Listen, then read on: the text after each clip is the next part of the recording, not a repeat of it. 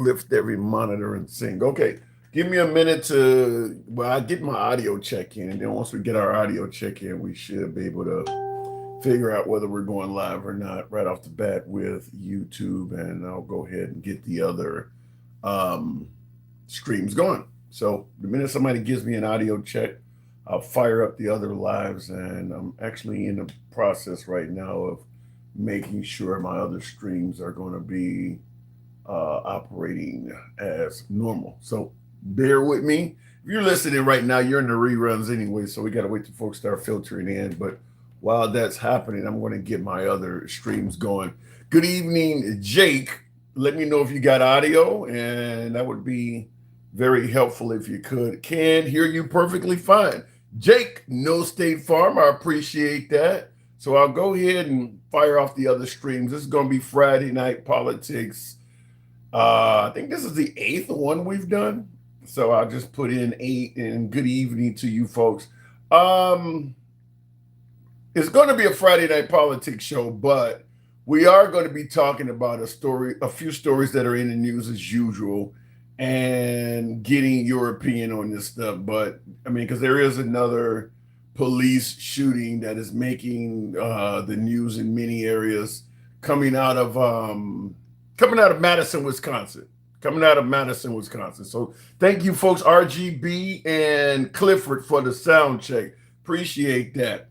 So I know we got the audio. So we will be going live in about a minute. So all of our platforms are up. Give me a minute to get my final stream going, and we should be able to go ahead and start. And happy Friday to all of you folks. It is the weekend, baby. Just because it's the weekend don't mean things are good, though. Let me make it clear. Just because it's the weekend don't mean I'm coming to you with anything decent to celebrate. And you see what's on the monitor behind me. This guy here was apparently unalived. I'm gonna try to fit the censors. Try to speak what the censors want here, because I would say he was murdered, but his life was taken. How about that? His life was taken in the city of Madison, Wisconsin. And this story is making the rounds. And this is not going to be our primary topic today, but this is a topic. Now, when we do for our Friday night politics shows, it's pretty much a free for all. So what we generally do, and we're going to do today, is we do take questions, comments, compliments, criticisms, and complaints from all sides.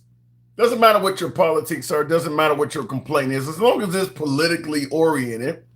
We're talking politics and we're talking issues of the day. We take questions and comments, compliments, complaints, and all of that in reference to that. So that is what a Friday night show is about. And that is what we're going to be doing tonight. But it is Friday, and we're going to be having a Friday night politics show, starting with this guy here. You know, his name is Corey Ruiz, R-U-I-Z, I believe it is. And apparently there was a call to the police department suggesting that he was, I suppose, they claim he was looking in cars. So like an individual going around casing vehicles. You know, let's say, for instance, somebody was intended on breaking into some cars. So, you know, you see somebody walking around looking through car window at the car window at the car window, looking like they're trying to see if there's anything to steal in the car. If I'm correct, some of you folks know this story, feel free to chime in as well. But if I'm correct, that's why the police were called. Suspicious person looking in car windows. They showed up, and from what I can tell, I don't know if they tried to detain this guy, tried to ask him questions, whatever they tried to do. He wasn't cooperating. He was not cooperating, and there ended up being a scuffle with him and the police on site. The police alleged that he produced a knife or a sharp instrument, and they ended up striking him 3 times in the head with a firearm. They ended up shooting him, basically. So he took apparently at least 3 projectiles to the head. So he is, of course, deceased. And listen, you got Ben Crump, and you got, the Black Lives Matter crowd is not really in on this yet, but Black Lives Matter really can be anybody. Really, really, all Black Lives Matter amounts to is a bunch of folks organizing, chanting that slogan. So it's not like you call headquarters and BLM answers the phone and you say, well, we need 600 people to come over to Matter. Black Lives Matter could be anything. But that's what's going on right now. Here's what I don't like, and thank you in the comments, JQ from Ukraine. We'll certainly end up talking in a minute. And by the way, I got a viewer saying he's in the Ukraine, JQ999. If you have Clapper, Instagram, Substack, or TikTok, the handsome liberal on all of those platforms. If you want to come up, just go to one of those platforms, put in your request. Unfortunately, YouTube does not allow you to do that. But if I see your name on any of those other platforms, I bring you up first. JQ999. So, and good evening to you. Certainly interested in talking to anybody in Ukraine. And no, we don't have WhatsApp. We don't have WhatsApp. As far as I'm concerned, WhatsApp is an app for fraud. I've never used WhatsApp. Everybody that ever tried to scam me was asking, do I have a WhatsApp account? So I don't use WhatsApp. But anyway, getting into the actual topics of the show. I do have to ask this question because this guy does not seem like he was a choir boy. And that's not to suggest that he deserved what happened to him. That's not to suggest what he deserves happened to him. But I'm going to ask the simple question. Why is it often, not always, because you got Breonna Taylor and Sandra Bland and some of them folks, but why is it often criminals that end up having to be defended for this shit? That's what I really hate. I don't like the idea of we're fighting to make sure you treat our criminals equally. And that's kind of what this is. If it was Sandra Bland or what is his name, Armand or whatever his name was, that was down in Georgia running or something like that, and they pulled him over with a pickup truck and took his life, I'm all in favor of defending that type of shit. But I hate when it's somebody who came to this awful ending while committing a crime. And I'm going to simply tell you that this is why. I don't believe all criminals their lives should be taken by police. I understand that. And thank you, Brandon Johnson. I appreciate the multiples. Thank you for the support, Brandon Johnson. Here's the point I'm making. You know the police does not treat everyone fairly. So if you are out in the streets doing your business, hitting licks, pulling capers, and they catch up to you, you either cooperate or stand the risk of perishing.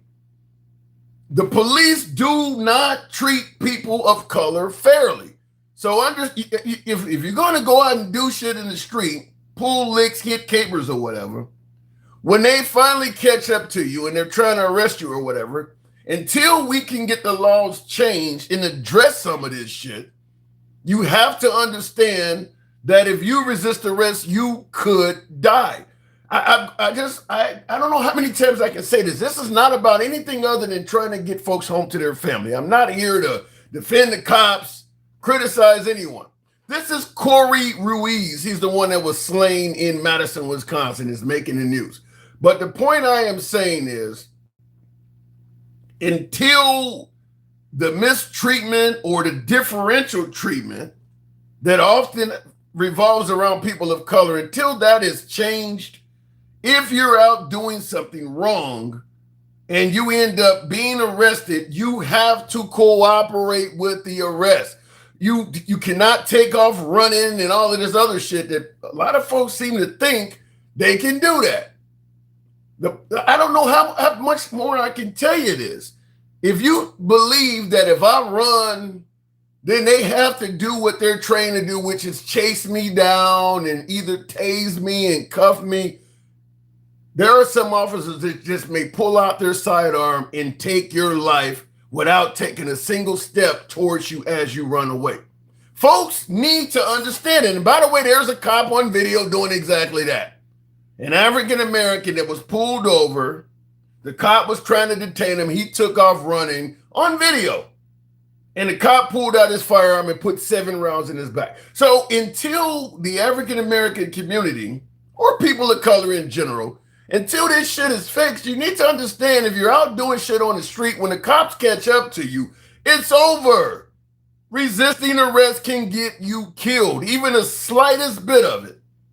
And if you happen to be dealing with ICE and immigration officials, it don't matter what fucking color you are.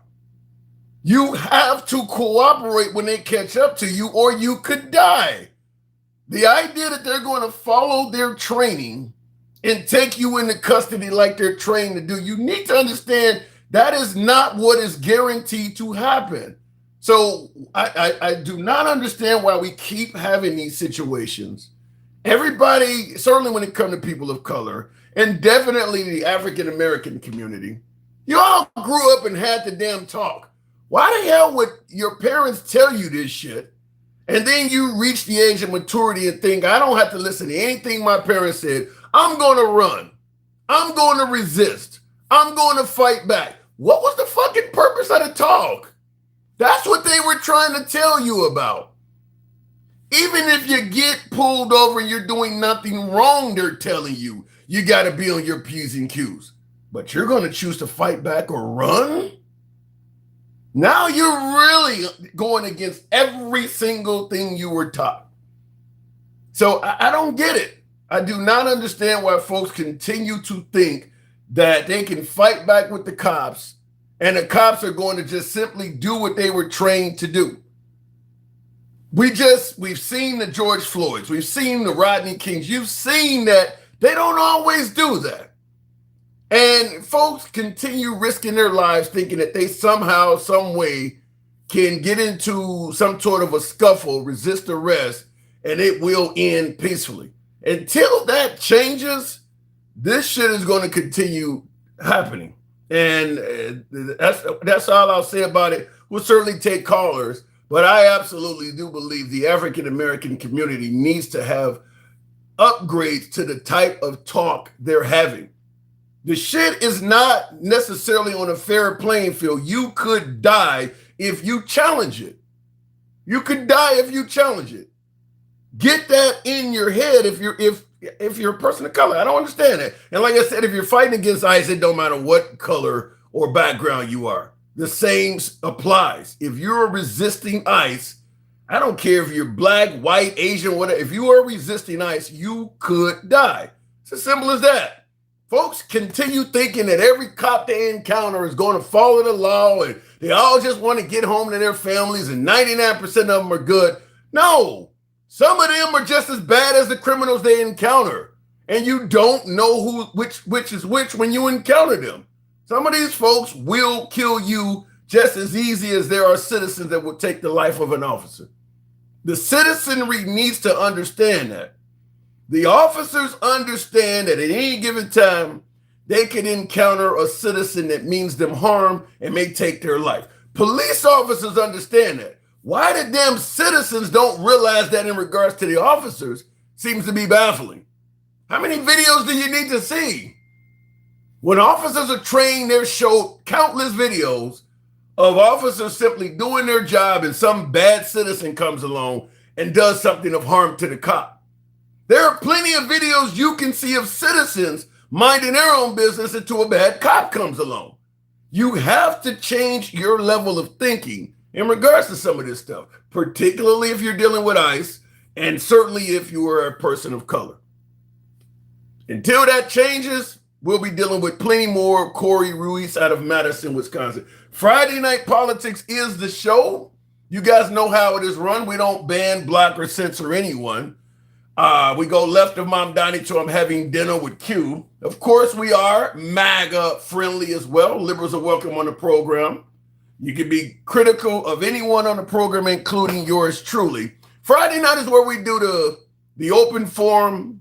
We take complaints, comments, and of course, we'll certainly in just a compliment or two, but that's how the program is ran. We want to improve the program. In addition to talking about the issue with law enforcement, which was not going to be the primary topic, but the shit keeps happening, so I do believe we should cover it occasionally. But once again, Iran is dominating the news from many, many angles. Launching strikes on Iran for the 13th consecutive night. Iran responding with another wave of drone attacks against U.S. assets in Kuwait. The strikes continuing as President Trump now threatens a major escalation in the war, telling Axios he's considering a massive attack bigger than ever before, saying the U.S. is prepared and that he's close to making a decision. Now, we've been bombing them for 13 nights straight. 13 nights straight, and now he says, we're going to up the level of bombing we're doing. I got to ask you folks, do you think that we can bomb our way to glory with the Iranians at this point? Because it does seem to be that President Trump and a hell of a lot of members of his administration, not to mention some MAGA, do believe we can kill our way to glory with Iran. 13 nights straight. I also want you to hear something that I think is rather pressing, because a lot of Americans probably don't know this, but this certainly could end up affecting a lot of Americans. Cushion. Rapidly shrinking. America's Strategic Petroleum Reserve, or SPR, now at its lowest level in more than 40 years. Just 311 million barrels of crude remain in the SPR, about half of where we were just 4 years ago. And it's 100 million barrels lower than in March, with tens of millions more still to be let go, after the Trump administration authorized a mass release to help contain the oil price shock from the war with Iran. It's one of the largest releases that we've seen in recent history. Energy analyst Jorge Leon calls the SPR an emergency oil insurance policy. It remains vital as a national interest asset in order to protect U.S. consumers from fluctuations in oil prices. The SPR was first created after the 1970s energy crisis to help protect Americans when global supply disruptions sent oil and gas prices higher. The idea... So our strategic oil reserves are getting low. As you heard the reporter say, the lowest they've been in 40 years. So this war is having an effect on us. I know you're hearing rosy shit from the administration or folks who, support what we're doing with Iran, but this war is having an effect. Now, with the strategic oil reserves, and in that story, the reporter makes it clear the reason we're tapping into the strategic oil reserves is to keep the price of fuel in this country low. So in other words, without that tapping into that oil reserves, gas prices will be a lot higher in this country right now than they are. We're basically burning our own shit, and we're running out of that shit. So regardless of what we're paying for the price of fuel right now, and with many people unhappy with the price of fuel, this makes it clear that there may not be anything but darkness at the end of the tunnel, that it may be about to get significantly worse. I don't think a lot of Americans are talking about this. And I'm certain there's a lot of media outlets that are not covering this, particularly those that lean right. They're not going to tell you that at the end of the tunnel, it looks like there's nothing but darkness down there. You're not going to hear Fox News talking about the strategic oil reserves are running low. President Trump would call into the channel and threaten to shut the whole motherfucker down. So that's not going to happen, but it is taking place. So I do want to talk to you about that. And last but not least, before we start taking callers, and by the way, tap the screen, get us up to 15,000 if you will. We'll take callers right away. That reserves let out into the market. I didn't mean to cue that back up. U.S. consumers. Okay, I want you to hear this other clip.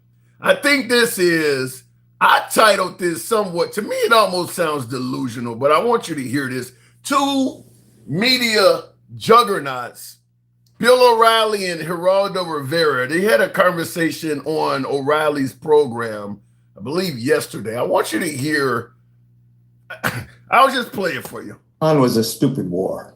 The news always gets worse in the Middle East. To think that they were going to have a miraculous change of a 50-year-old regime was very naive, and we're paying the price now, not only at the pump. What price are we paying as a people? We're the most affluent people on the face of the earth. Okay, even a poor American lives better than the middle-class European. All right, what price are we really paying to protect the world from a rogue terror nation acquiring a bomb? Isn't the cost worth it? Or do we just let the Treaty of Versailles be abused?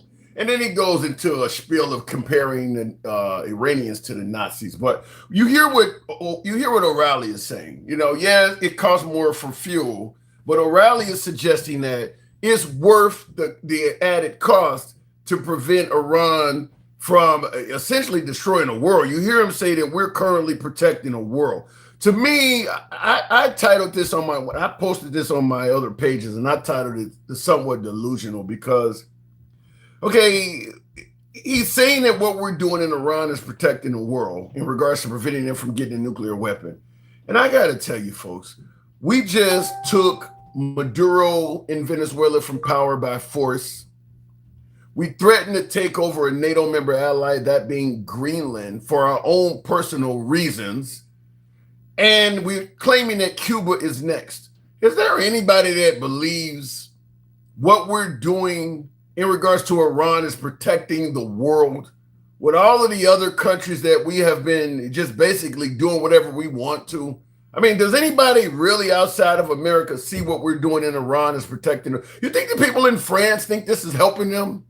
People in Germany think what we're doing right now is helping them and protecting them? I'm going to submit to you, I don't think that's the case. And I think O'Reilly may have this wrong. And I see in the comments, Rob, New York says MAGA believes that. Possibly, hopefully we can get some on. So let me go straight to the comment section and the box. And thank you folks for tapping the screen. Somebody said I started with 9,000, I went up to 15. Well, when you see lives cut short, it is generally because of that. Low participation, support, all that stuff. So I tend to think nobody's watching it. But like yesterday's live, we kind of cut it short. Any comments, though? No, they would have joined us if they thought we were doing what was right, says Me Too. Yeah, I agree with that. But you hear O'Reilly claiming that what we're doing is protecting the world. Isn't the cost worth it? Or do we just let the Treaty of Versailles be abused? And do you think the cost of the Iran war is worth it? What you're paying at the pump and all of the other stuff that may come with it. Can't wait to see how Magariac spins this, says Depot. Let me go straight to the box and talk to some of the folks. And we certainly can talk about Corey Ruiz in Madison, Wisconsin, if you will, as well. We'll start it out, one and only Gangsta Grandma. Good evening, Gangsta. Oh my God. Look at you, buttercup looking ass. And you added me first? Oh, I feel so loved, buttercup. Have you heard about Corey Ruiz? Who the fuck is that? The young man that got murdered by the Madison police is making the rounds. Ben Crump is on it. So you haven't heard about it? No, that's fucked up if he did, though. This guy here. That's fucked up. That's fucked up. Well, in my monologue, one of the things I said is that the African-American community and people of color need to stop thinking that you can just resist the police and go home safely. I think people need to shut the fuck up. And I think people need to go stay in the white tea lane. How about that? I think the cops should do some more fucking training. How about that? Okay, I'm fine with that. But that goes. I bet. Yeah, I but bet you are. But that Really goes. That goes to what I'm saying is if you know the police are not treating everybody equally, why the hell would you resist them and run from them and all that shit? People are saying, let me break this shit down to you. See, you are a fluffer. No, fluffy? You're a ratty How is it fluffy? You are a ratty rat.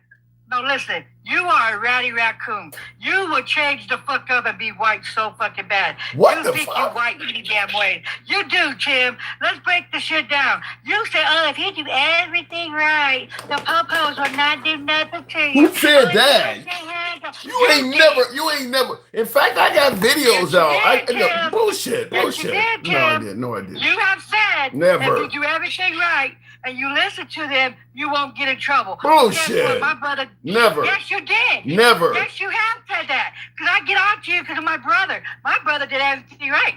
And still got hurt. Well, what are you talking about? What you just said is patently false and bullshit. In fact, I got videos out telling you that. You did, Tim. Okay. You have said that. if you be quiet and you listen to them, there won't have nothing happen to you. You said that, Tim. Never. I promise you. You said it. I'm You're actually. a ratty raccoon. You looking white so damn bad. And you like to tickle your tonsils with the white man. I tell you, every damn time, Timmy Tim. Don't go for me. Not today. No. Not today, Negro. What you were saying, first of all, what you're saying is something I never said. But what I am saying is simply. You did say that. No, I didn't say it. You did. You making up I shit. put that on my kids. You would I lose. put that on my kids. You said that if you cooperate with them, you won't get in trouble. You won't get hurt. You said that, Tim. No. What I said is. Okay. Okay. All right, fool. All right. Okay. I'm not going to sit there and argue with your damn fat ass. Not today. I'm in a damn good mood. Okay. Well, what I said is complying increases the statistical probability of a better outcome, but it's not guaranteed. That's the same thing. You said do everything and you won't get hurt. Let me break this shit down. You can do everything right and still get pew-pewed. People are scared of the police, especially black men are afraid of the po-pos. And so if they get scared, they run. They shouldn't have to pew-pew them. Running is not a death sentence. It's not a death sentence. What? White tea baby got unalived by a police like a little black baby just did. And they did nothing fucking wrong. So miss me with the bullshit. Well, We are the target of the police. That's why we have Black Lives Matter. That's the right there. Police brutality. They unalived that fucking baby, for God's sake. Oh my God, she stole a bag of diapers. And she had the fucking receipt. The bullet went through the side. The side, for God's sake. So miss me with the bullshit. What did the little baby do, Tim? I didn't say, Oh my God, the baby ran too, Tim? I didn't say the baby needs to do anything. What I am simply saying is that if you know they're not treating you equally, why run and keep fighting back? Tim, I'm listening. people, you could run, Tim. That's not a death sentence, Tim. Running from the po-po is not a death sentence. What's a death sentence should be the white tea man unaliving kids and raping them. But oh no, you see that? Oh yeah, you see that one white tea dude with a what is that big ass machete?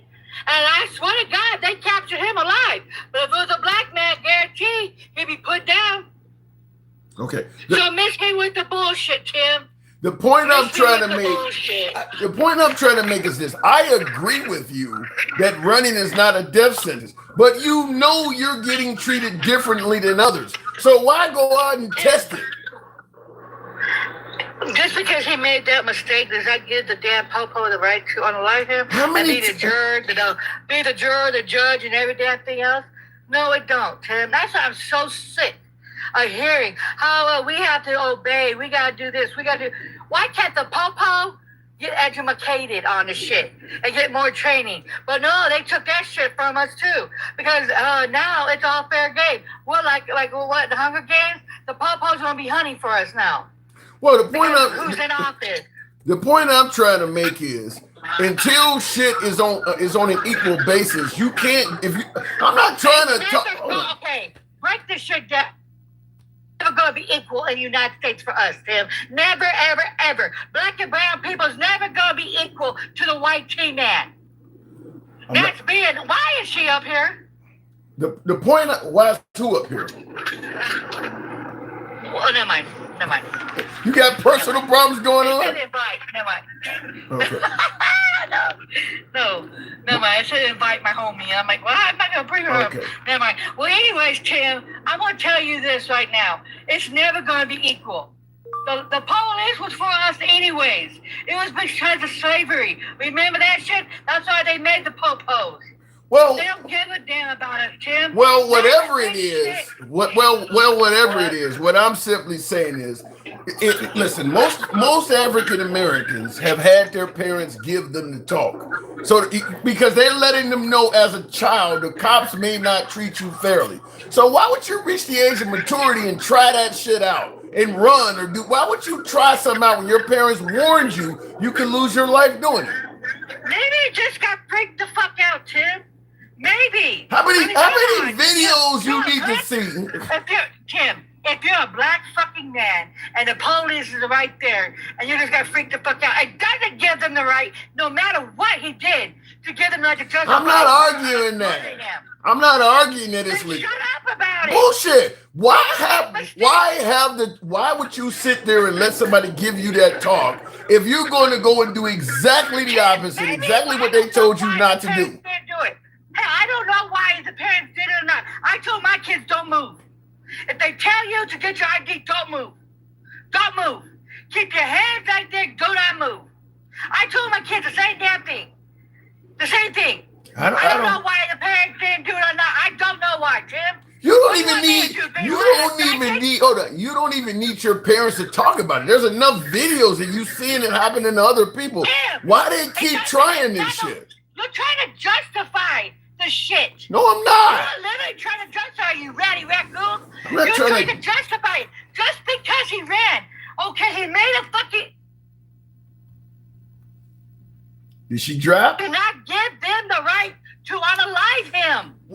Let me make sure you understand what I'm saying. Hold on, because you I know what. no, you're you saying. don't. I No, know you what don't, you're because saying. you're on the side of it. You sound like you're trying to justify it. What I'm trying to do What is I'm saying- bullshit. What I'm saying is, it doesn't matter what he's It done. does matter.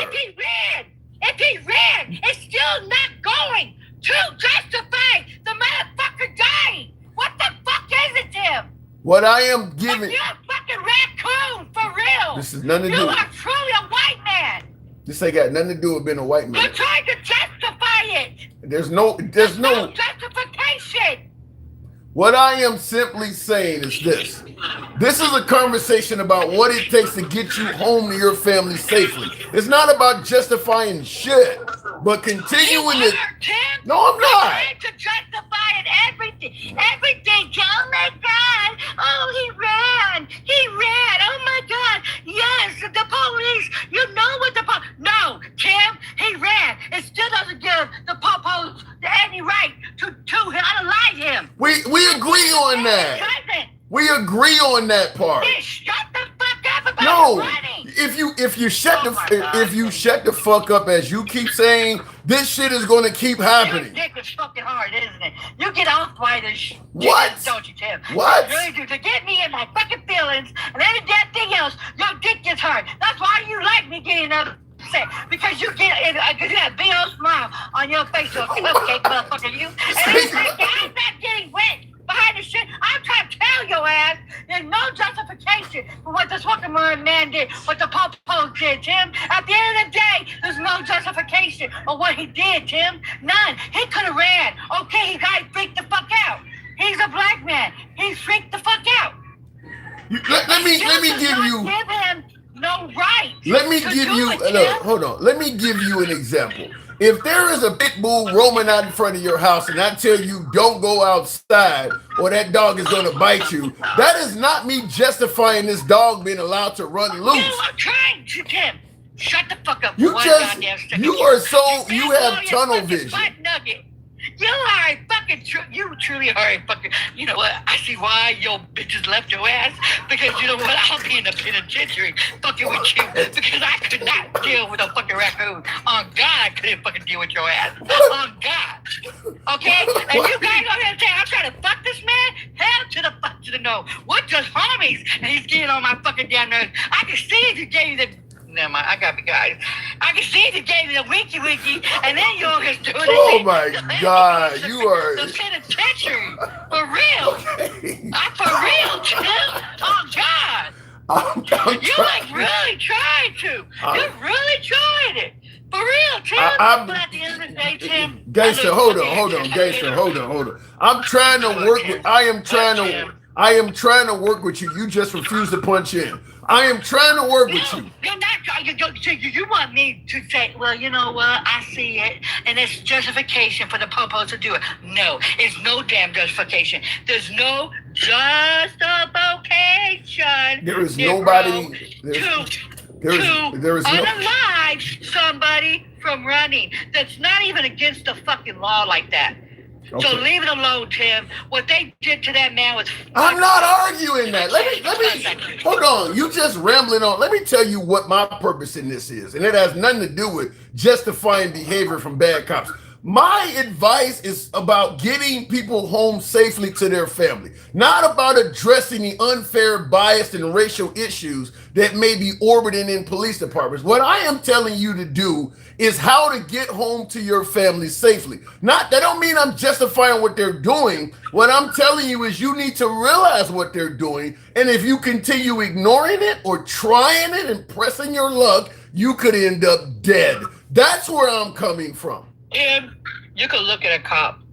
You could be black and look at a cop, tell a cop everything's right, and still get unalive. What are you fucking talking about? My brother was right there. He only had a cell phone. He didn't do shit wrong, and they shot him. Okay. Okay? He didn't do nothing fucking wrong. So if you believe... He had everything out.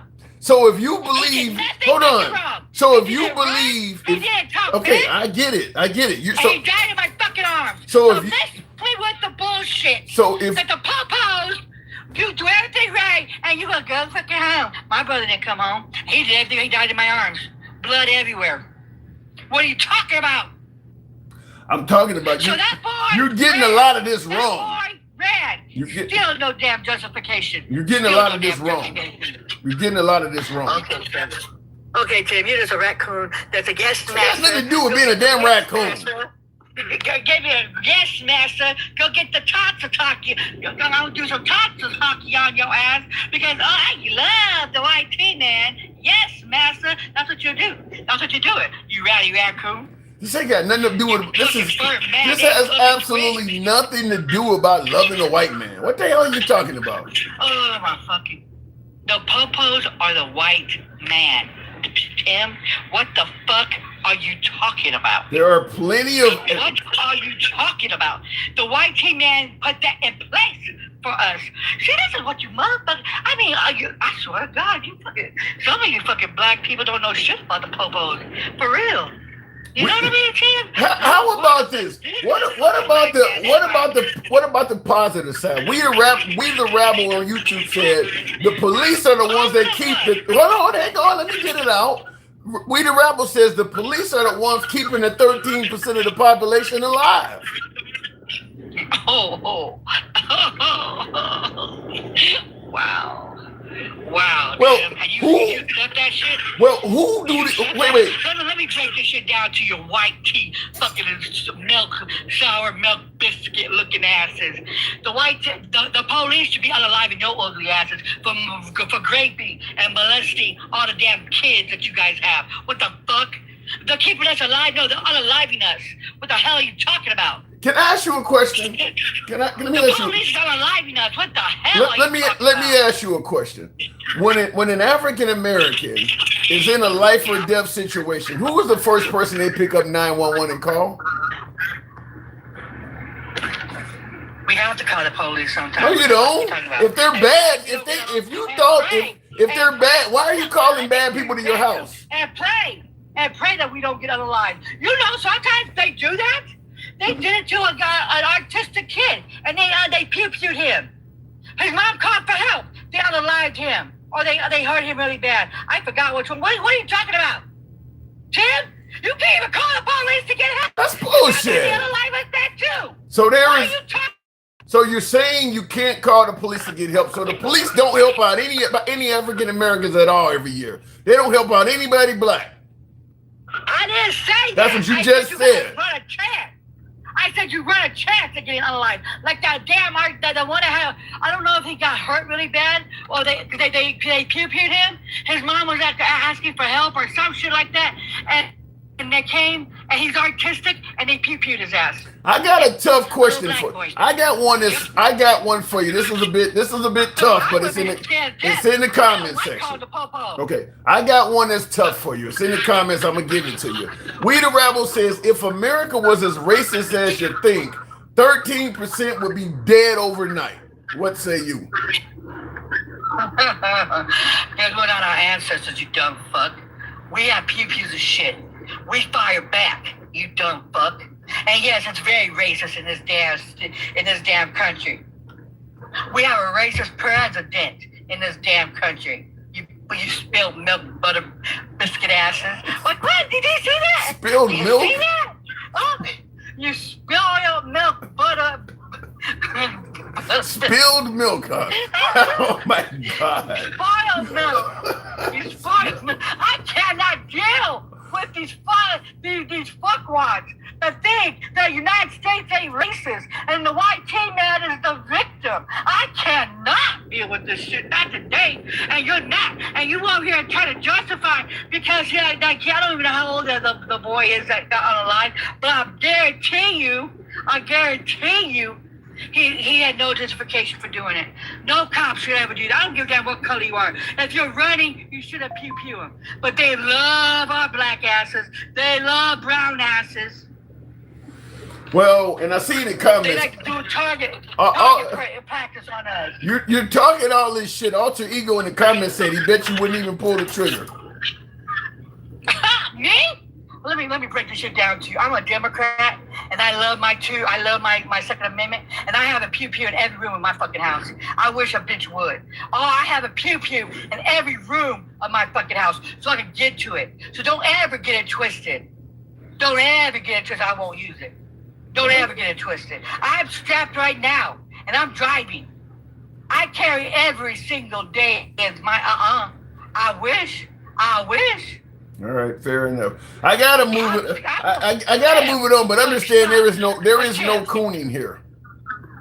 You're ratty, rat-coon looking spilt buttermilk biscuit. You are undercover a white boy. Yes, master, you a house ninja.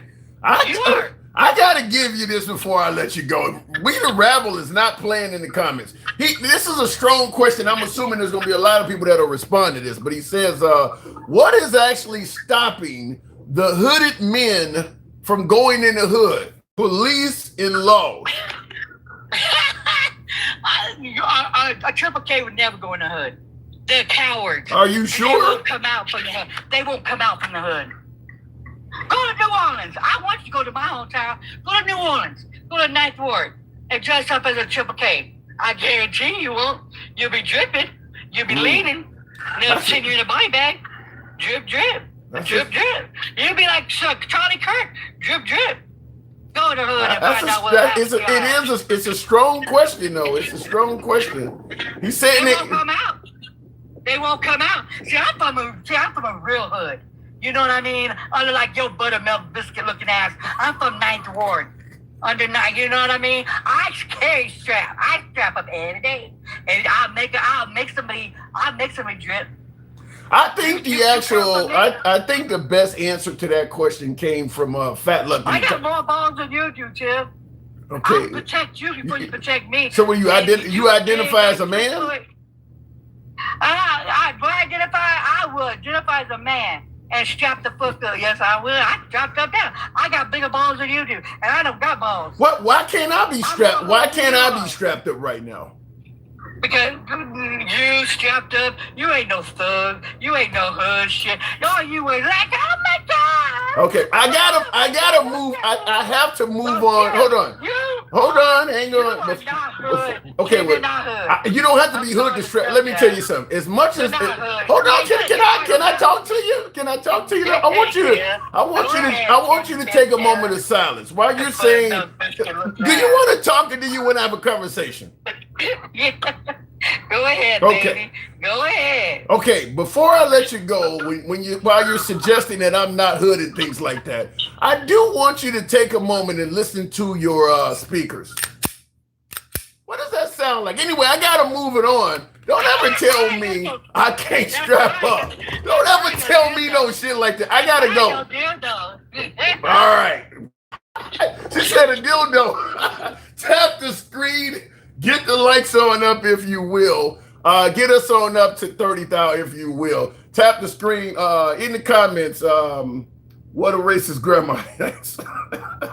People fight harder when they're scared, so try to bring fear where the people are at. You know, see, I can understand being scared when you're pulled over by the police. Just like I can understand people that are in war zones being frightened. I'm assuming all the military that are in war zones are frightened, but that don't mean you just run out from cover and try to fight with the enemy out in the open. You can't let fear take away your logic and reasoning. If you got armed men surrounding your car, no matter how scared you are of them, you can't let yourself decide I'm going to enter fight or flight mode. You're going to lose both modes. You're going to lose in both modes. If you choose to fight, you're going to lose. If you choose flight, you're going to lose. That's what I just tried to get her to understand, which she was too busy focusing on the idea of defending the officers. This ain't about defending the officers. I am admitting that when you get pulled over by police, particularly as a person of color, you're playing Russian roulette. Yeah, most officers are not going to do anything to you, but there is a possibility you may meet the wrong one.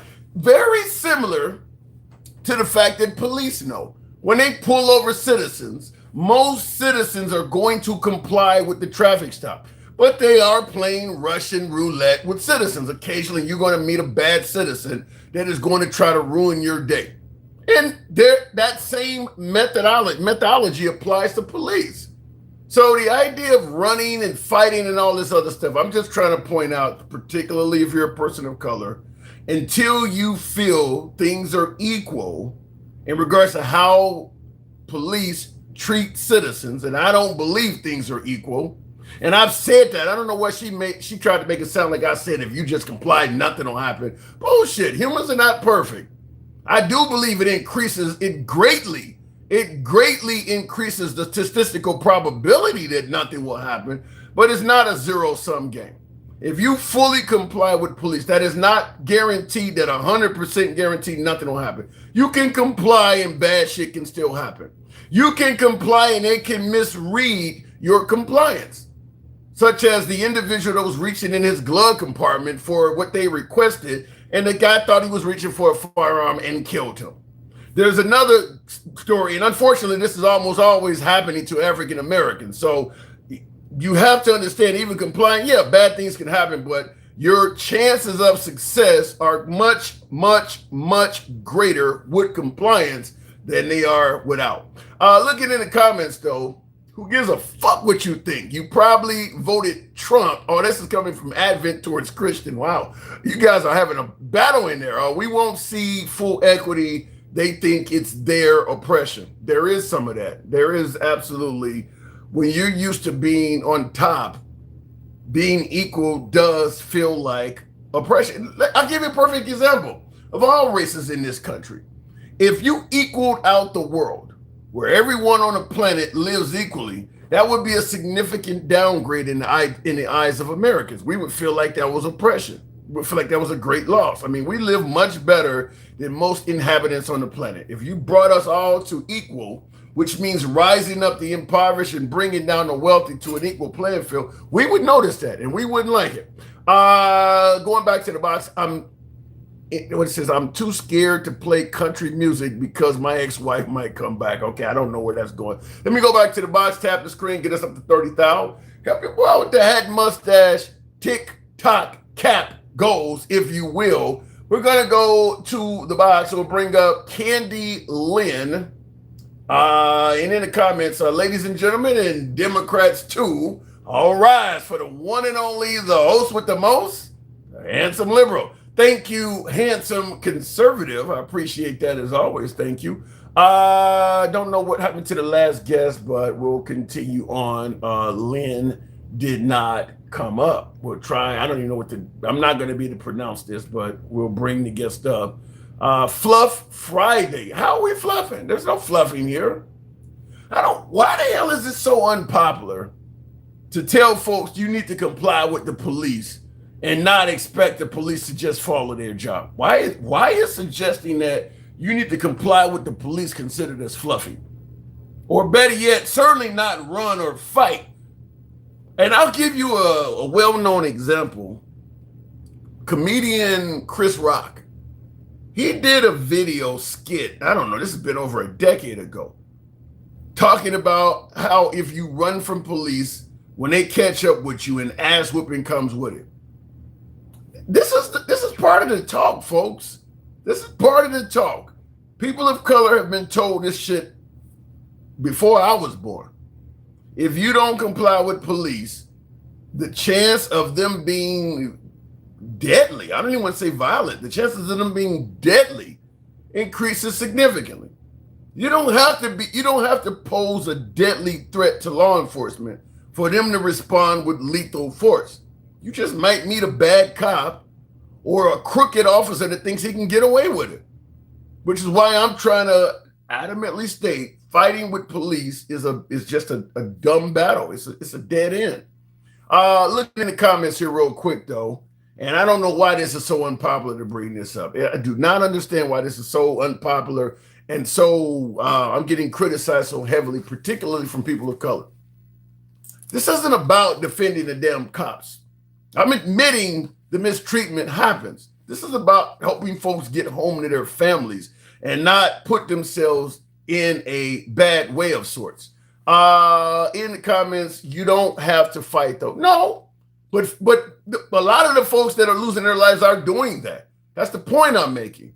Yeah, we can anytime somebody who is resisting arrest or running ends up having a bad outcome with the cops, well, we can deflect to, well, you didn't even have to do that. Okay, maybe so. But the overwhelming majority of these folks that are meeting a bad outcome are involved in some sort of resistance or actively running. That's what I'm talking about. That is what I'm talking about. Deflecting to somebody that wasn't doing it when the conversation is about somebody that was isn't helping anybody out. Let me go back to the box and we'll go to D-Walk, I think it is. And let me see here. I don't know why the callers are not coming up. That's a third one. Let's try it again with somebody else. We'll try with Vibes Corner. Maybe we got an issue here going on. I don't know. Vibes Corner, if it brings up. There we go. Vibes, good evening. What's up, Tim? Not much at all. Apparently, folks, you got an echo. Hold on. Let me take you off a speaker. All right. Corey says thank you. Yeah, let me take you off a Bluetooth. Can you hear me now, sir? I can hear you, okay, that sounds better. Yes, sir. Am I getting this wrong in suggesting that the African American community and people of color in general need to stop thinking that if they run from law enforcement or fight back with law enforcement, that they can depend on the cop to just do his job and try to arrest them with as least force as necessary? I mean, Tim, in terms of running away from the cop, Tim, it's just a cultural thing, you know? What do you mean? It's simply a cultural thing. It's just a stigma that lies with a cop. It's just something that people see every day. What do you mean by cultural? Whose culture are we talking about? Everyone, Tim, everyone, whether it's white, black, whosoever get in contact with a cop, there's always some defense. There is always some defense that people putting up with cops. Cultural usually means it refers to one group of people. I mean, breathing, for instance, breathing is not cultural. All humans do that. That's why I said whose culture, but you make it sound like everybody does it. That's what I'm saying. Then it's not cultural then. No, it is. It is. Is it American culture? So it is American culture, of course. Okay. So do you agree with what I'm saying, though? Do you? Yes, I'm agreeing with you, Tim. I've never heard anybody say running from police is American culture, though. That was the first I've ever heard of that. Tim. I'm listening. I'm saying you're seeing a lot of videos, right? Yeah. The educational thing with policing here is different. You guys don't do community policing. You don't. True. So once a person see a cop, they automatically becomes anti-cop. Oh, come on, man. Anti-policing, if you get what I'm saying. Police don't talk. And once a person see a police and they get stopped, there's just fear that kicks in. Let me ask you something. Now I'm hearing, because I want to, just for clarity of this conversation, sound like I hear a slight accent, and you're talking about American culture. I do have an accent. I do have an accent when I live in America, Tim. But all right, but what other country have you experienced? A lot. I was in England. I was in Jamaica. I've been all over, Tim.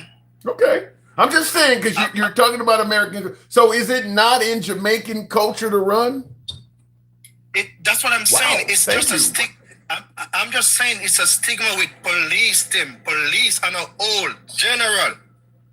Okay. Everywhere you go, if it's American cops, if it's British cops, if it's Chinese. Yeah, but wait, hold on. But Vibes, here's the difference. British cops are not known for killing their citizens like American cops are. True. That's the difference. True. So what is that cultural in America? But Tim, there was a system created here, right? Yeah. If you analyze where policing came from and what it started out doing, understand who became police officers or who becomes police officers, where those people are coming from. Like I'm saying, nobody talks them. Everyone wants to use brutal force. You see that little thing on the hip? You see that little thing on the hip? That little black thing you just slick right now? That is the problem. That was you didn't hear anything. That was me knocking it. That was an aluminum bat. All right, Tim. That little clicking thing, Tim. That's the problem. Tim, Yeah. I've been to Cayman, right? Do you know the regular police in Cayman don't carry firearms? And where? In Cayman Islands. Oh, the Cayman Islands. Wow. They do not. A regular cop you see a cop on the street. Most cops do not carry a firearm. Well, You have to be even in England. Some cops do not carry firearms. yeah. You have to be like a special force. It's just a culture thing. Like I'm saying, here in America, it's all guns, man. Yeah. You talk to somebody, nobody talks anymore. Everybody think that little black thing on the hip, that's a power. Yeah. I wish I could argue with that, but we are a heavy gun culture. That absolutely is true. But Tim, let me tell you, Tim, that's the problem. That is the problem. Everybody, there's this ego, Tim, that everybody carries in them. Where everybody thinks, hey, yeah, I'm strapped. You heard Gangster Granny just now. No, listen. I'm a fan of her. But you listen to what she said? Yeah. In every room, she has something in it. Every room. Yeah, that's excessive, but there are plenty of people that are like that. Every room.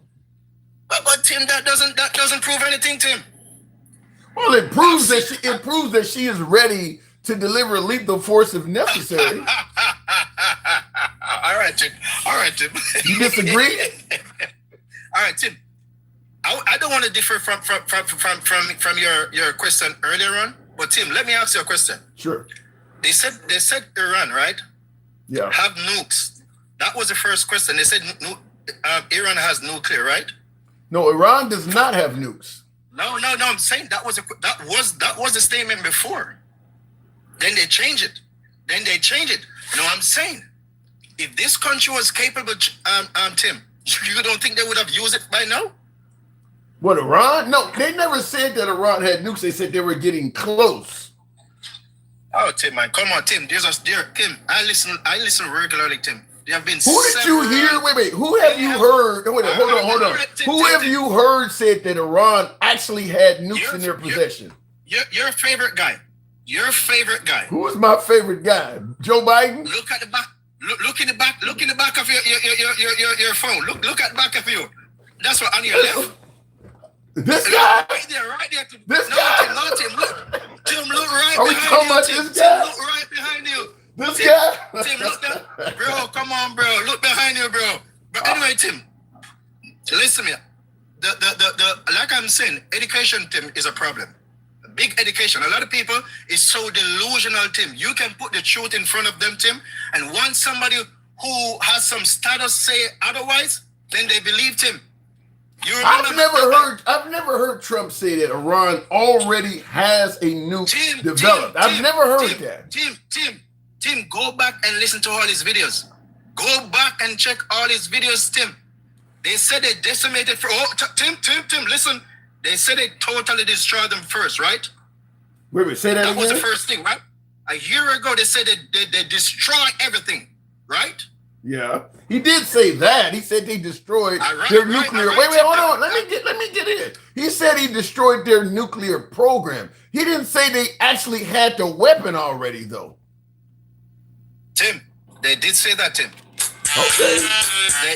They did say that, my friend. But anyway, Tim, I'm not gonna be debating. I mean, if I'm wrong, if I'm wrong, I'm wrong. By the way, just so you know in the comments. Have you guys heard Trump say that they actually had a weapon already in their possession? I've never heard him say that. Tim, this guy said everything, Tim. This guy, Tim, the thing about this guy that you can depend on him for Tim, is that he talks on himself. This guy talks on himself, Tim. This guy talks on himself, Tim. But I'm saying, Tim, are you guys listening to this guy? Are you listening to what I'm saying? Are you guys paying attention to the comic side of him? I don't, because everything you guys think, everything you guys take for a joke. Listen again, Tim. They say first and foremost, he said the Strait of Hormuz is closed, right? Yes. What did he say about the Strait of Hormuz? America doesn't need to depend on that, right? Yeah. Why is gas so expensive in America? Well, the market. I mean, even if America's not dealing, even if America does not need oil from Iran, it's all connected with the market. So even if we're not buying their oil, it can still have that effect. But Tim, that's what I'm saying. If you're not depending on something, Tim, how is it that your market is affected by it? I'm just telling you what I was told, is that the markets are all connected together. But that's what I'm saying, Tim. A lot of people's not listening. They're not listening to the fine prints. They're just listening to the rhetoric, Tim. Well, I'll just tell you this. I'm listening to you. And while we're talking, I cannot find anything on the internet to ever suggest that Trump said they were in possession already of a nuclear bomb. You're the first I've heard say that. Tim, didn't they say that they totally decimate everything? They were working on obtaining a bomb. They were working on it. They were working on it. They didn't have it. Tim, and they were like 80%? That's not 100% though. That's not. It was 60.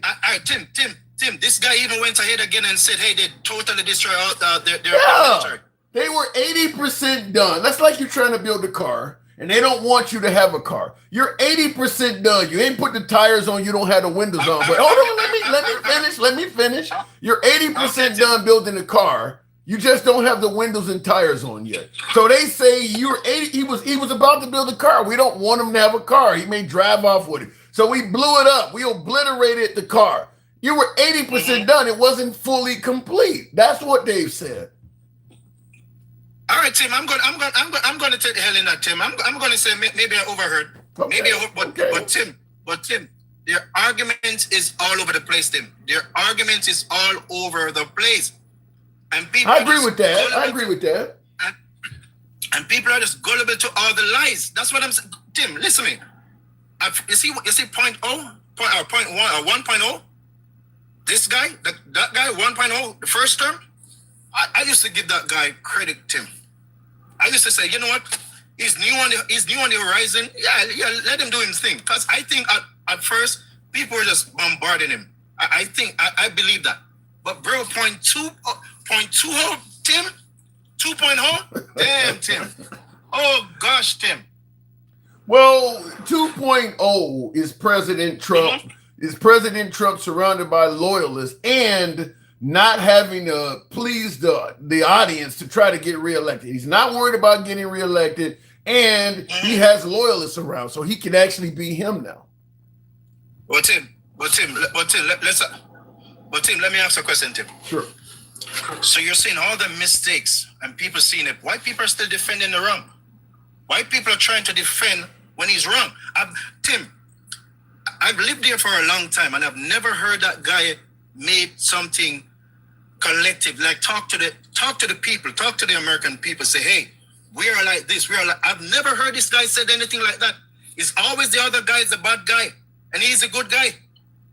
Well, when you ask why do they keep defending him, I believe there's at least two reasons I can come up with. First, simply put, there's some people who just don't like to admit when they were wrong. That's the first thing. The second reason is they believe the other side, that being the Democrats, the liberals, are going to destroy this nation so much that they would rather deal with any misgivings by Trump and hope he'll correct it, because they think the Democrats are going to destroy the whole country.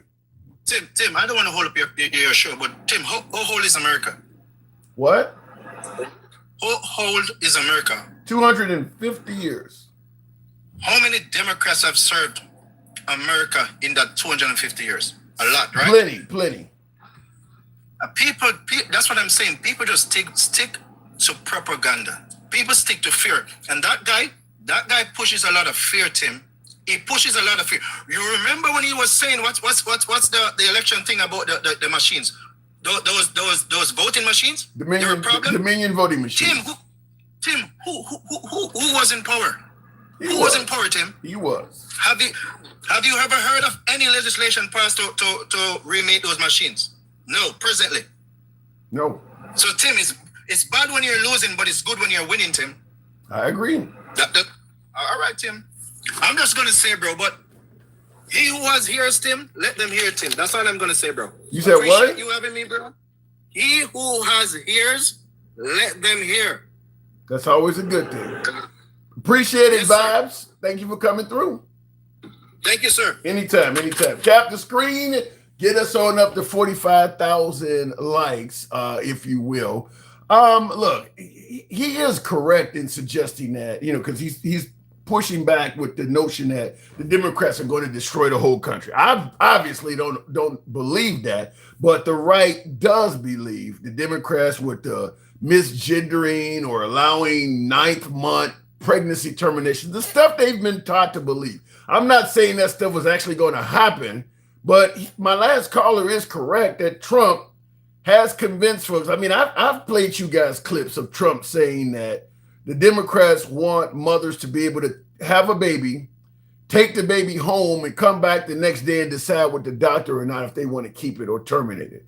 Or, I've played you clips of Trump saying that you send your kid to school and 2-3 days later, the kid comes home a different gender. So, and there are people that believe that stuff. But I will also counter by saying, because he is right, we've had a lot of Democrats and they never destroyed the damn country. But I want to counter by saying people on the left say Trump is going to destroy the country too. And we've had a lot of Republicans run the country as well.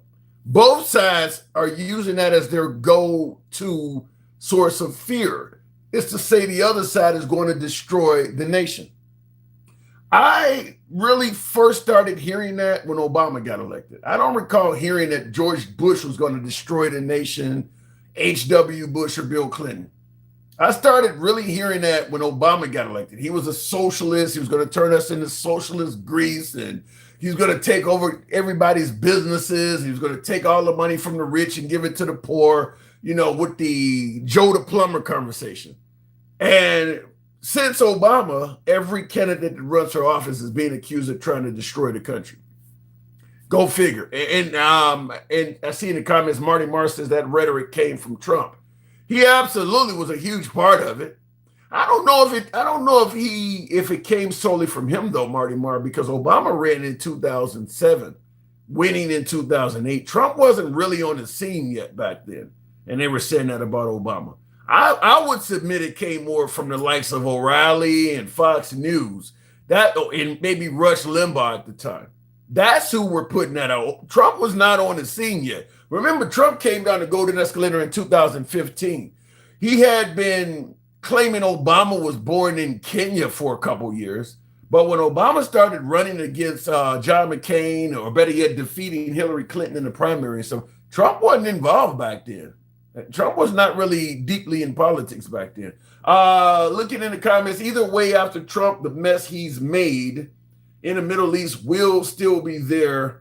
I'm positive of that. And I agree with that. I actually do agree. I don't think I think the issues that Trump has created in the Middle East will outlive Trump for sure.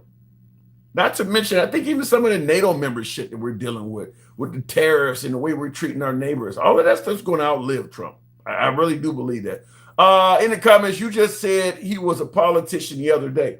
He's a politician, but he wasn't on the national stage saying that stuff. I don't recall. Look, Trump was he was a politician, but he was at a lower level back then, engaging in politics to benefit his businesses in New York and other places. But he wasn't on a national stage. Like, he wasn't appearing on Fox News every day in 2006, 2007, saying that Obama was going to destroy the country. If he was saying that back then, they would have put him on. And I was a big Fox News watcher back in that era. Trump was not a regular guest on Fox News. If President Trump, of his, well-known nature, I mean, I don't think NBC would have put him on The Apprentice if he was doing that shit back then. So no, he wasn't doing it that far back. Looking in the comments, let's get on that call, Substack. Yeah, come on over to Substack. We'll certainly bring you up if you are on Substack. Let me go back to the box, by the way. I'm trying to see I don't see you putting in a request there, if you will. JQ999, I don't see that request. Let me go back to the box on TikTok. Tap the screen, get the likes on up, help you out with the hat mustache. Very low. TikTok cap goes, wow. And in the comments before I go to the next caller, MRC says you love Fox News. Not anymore. I stopped watching Fox News around, I don't know, it's been a few years back though. But like I said, because I watched them so long and I knew what they stood on, even though I leaned left, but I liked the way they delivered the news. I enjoyed the debates of O'Reilly and Gibson and all them, and Glenn Beck going back, and Neil Cavuto and all the stuff. But once, after seeing them for that length of time, and once Trump came along and I started seeing them defending things that Trump did that I've watched them over the years criticize other politicians for doing, and they just simply became the Trump network, I couldn't watch them anymore. It was okay watching them when they were a conservative network. Fiscal responsibility, reduction in spending, self-reliance, pro-police, pro-Christianity, pro-2A. I'm okay with that, even though I don't favor all of that stuff, but I'm okay with that. I know what you stand for. But when Trump came along, we're with him. And if he changes his mind tomorrow, we're going to change our mind too. At that point is when I stopped watching them, when they just became the Trump network, like the Dominion voting machine thing and stuff like that.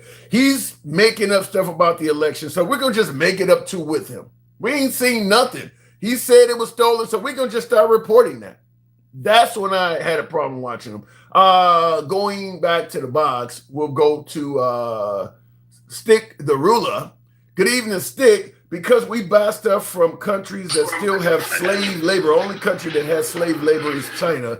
Trump's trinket makers, says hypocrite Trump. Stick, good evening. What's going on, Tim? Not much at all. Are you aware of this issue with Corey Ruiz in Madison, Wisconsin? No, y'all just kind of made me aware of it. I'm pretty sure that when I watch the news, it'll probably make the news, and then I go into a deep dive. But at this point, no, I don't know much about it. Okay, I mean, because it is being reported. I mean, it's been on CNN, it's been on News Nation. It certainly is on like the Breakfast Club and African American circles. But there was a phone call made to police. This is in Madison, Wisconsin. Phone call made to police that someone is going around peeking in car windows, basically looking like they're trying to find something to steal. Police show up, and I suppose they tried to detain him for questioning, and he resisted. There was a scuffle, and the cops are saying that he produced a knife. They popped him 3 times in the head, so he's no longer with us. But Ben Crump is in on this, and it's become a major spectacle. But the purpose of me doing this live is simple. We've all received the talk, particularly black people, but people of color in general, particularly black people. Why the hell do we keep trying the cops and thinking that if you do something wrong and fight with them or run from them, they have to do what they were trained to do, and they just have to chase me down and catch me and arrest me? Why won't people of color realize until the system is more fair, doing this shit can get you killed? Even if it's wrong, doing this can get you killed. So being detained can get you killed? Yes. Resisting. Resisting what? If they're trying to detain you and you resist, it's not supposed to, but it absolutely can happen. Yes. So I'm going down a list, Tim. You jumped on that too fast. Okay. I'm going down a list. Okay. All right. So number one, being detained can get you unalived. If you're resisting. Resisting. Let me get being detained alone. Being detained alone is a different cover. I'm saying if you are resisting or trying to run. So you're not getting it. See, that's what I'm saying. You're not getting it. I'm going down a list of ways that cops can unalive you. Right. So if you're resisting, unalived. If you don't resist and are detained, unalived. Hell, you in the back seat with the handcuffs on, unalived. So it ain't no way that in the heat of the moment you could say especially a black person, right, woman or man, right, where you can say that they gonna feel safe. As soon as they see the officer, they're gonna look in their area, however their area is portrayed with the officer. That's how they're gonna act, regardless of whether they're innocent or guilty. So let me ask you this, because you mentioned if you're in the back, handcuffed, if you're cooperating, you still can get unalive. Let me ask it to you this way: do you think that there is any greater likelihood between an African American that meets the police and complies versus one that is not? Do you think not complying increases the likelihood of having a bad outcome any more than an African American dealing with police that does comply? Man, I'm gonna just tell you like this. If it's like the planes, right? I'm gonna play Charlie Kirk in this one. If I see a white officer, I gotta question it. Okay, but that don't quite answer my question. I got two individuals. One is pulled over by police and he took off running or he's fighting back. The other guy, they're both people of color. This guy was pulled over by police and he complied 100%. You're saying the odds say that both of these individuals have an equal chance of having a bad outcome with the police?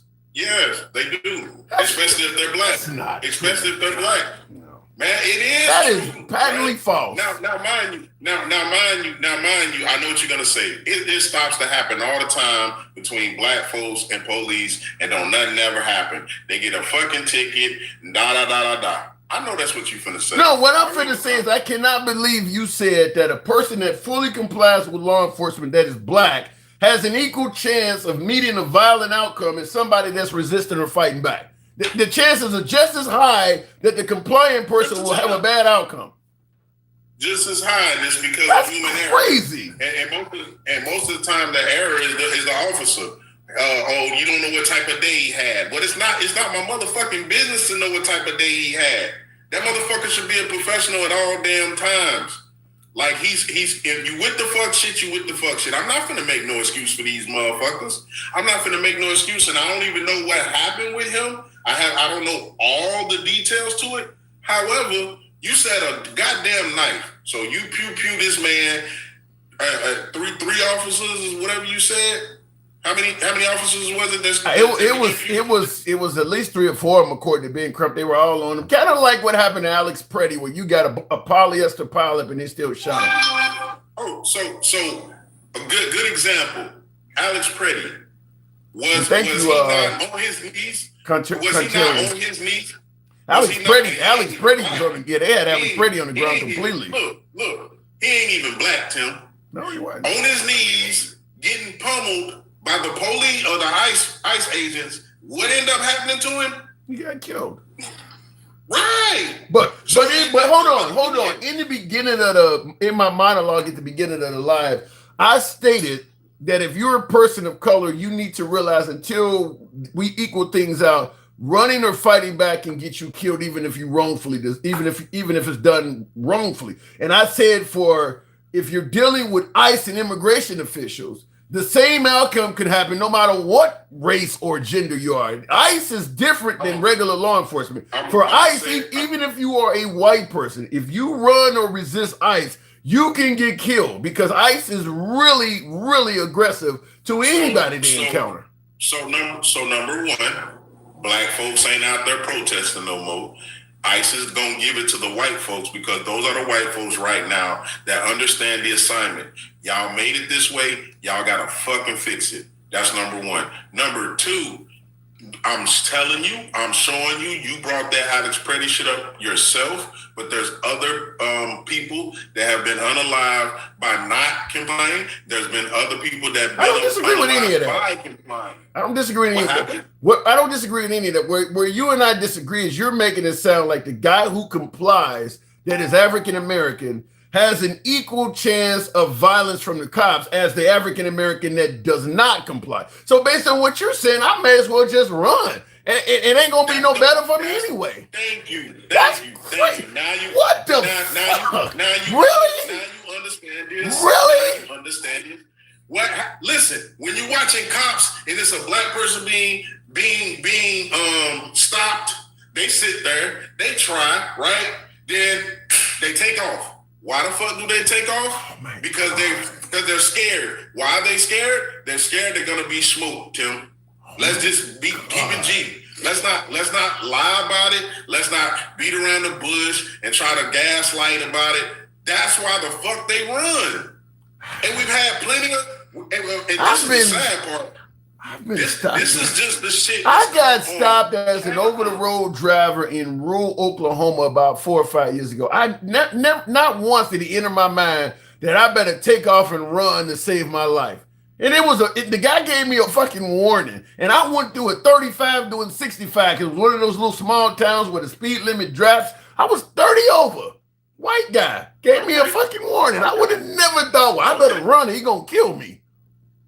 Okay. But that's you. That's your big ass. That's your big dumb ass. So I should have ran. In other words, no. I didn't say that. If it's an equal chance of if it's an equal chance of a bad outcome, I should have ran, right? No. What I'm saying is, you saying you never thought of it. You said you never. But what you're saying is, you just clarify things by saying anybody that of African American descent, if you're complying with officers, what?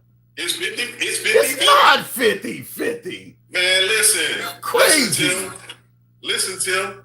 You said something that happens all the time, and I'm gonna agree with that, right? Black folks get pulled all the time. And now all those times it's 50-50. Now it is not 50. It's nowhere. I would say 90-10. Not even, maybe even 95-5. No. 50-50?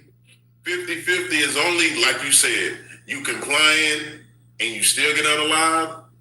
You don't comply, you still get unalive. You running away, you get pew-pewed in your back and still get unalive. Yeah, Tim, 50-50. Oh my God. In the comments, Stevie D says something, and Stevie D's politics are the exact opposite of mine, but I agree with him here. He says, don't listen to Stick if you like your health. I cannot believe you're saying an African American that fully complies with police has an equal chance to have a violent outcome as an African American that fights back and runs. To say it's 50-50. I'm saying it like this. Being I gave you 3, it's 33.33. That's what it is. Those three outcomes you can all end up unalive. Those 3 outcomes. I want to, what is it? The Hanson Liberal, THL or Stick. I don't want yes or no. I want you to type in the comments. Who do you agree with on this? Stick, type Stick, or THL. 50-50 is what he has said. How many of you agree with that? I'm curious. 50% chance of having a bad outcome, even if you fully listen, I agree that the cops don't treat us equally, but goddamn, you saying that, I mean, if we comply, so it's really a whole lot of African Americans that are fully complying that are meeting back, because a lot of us get pulled over.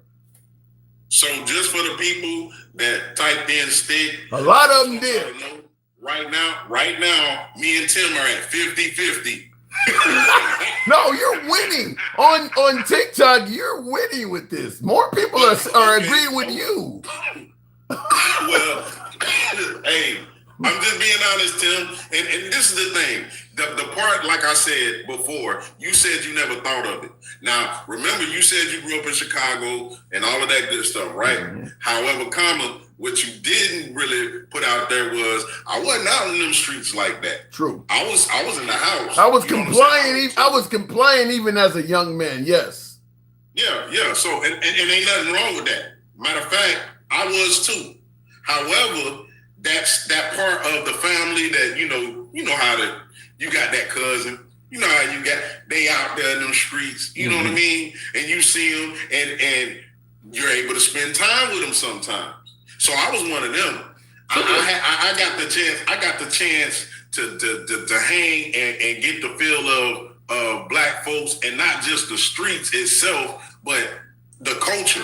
You know what I'm saying? Let me ask you this then. Do you have children? Do you have children? Yes. Have you ever had to talk with them? Yes. Do you tell them to run? Hold on. Do you tell your children to run since there is no benefit to staying in compliant? So I got a son that's in Texas. Right? He's a truck driver, right? He drives the big rigs. He's a 2A owner, right? Son, I'm going to just be honest with you. This is what your pops got to tell you. If you don't let them folks know as soon as they walk up and have your hands out that goddamn window, it's a good chance you're gonna be unalived if you just let them know. So have your hands out the window so they don't have no reason to say he was reaching, he was this, and he was that. But you're confusing me.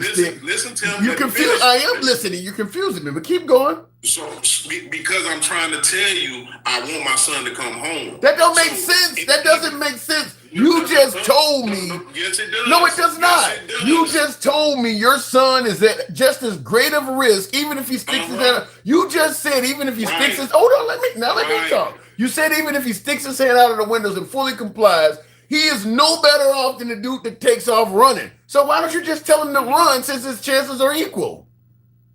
Why would I tell him to run? Because it doesn't make a difference in your eyes, is what you said. No. Just because it doesn't make a difference don't mean I'm not going to tell him something that's right for him and my son. What's right for him is because you have these weapons on you, and because it's going to be their narrative is we found this, and this. But you just said they're liable to hurt him anyway.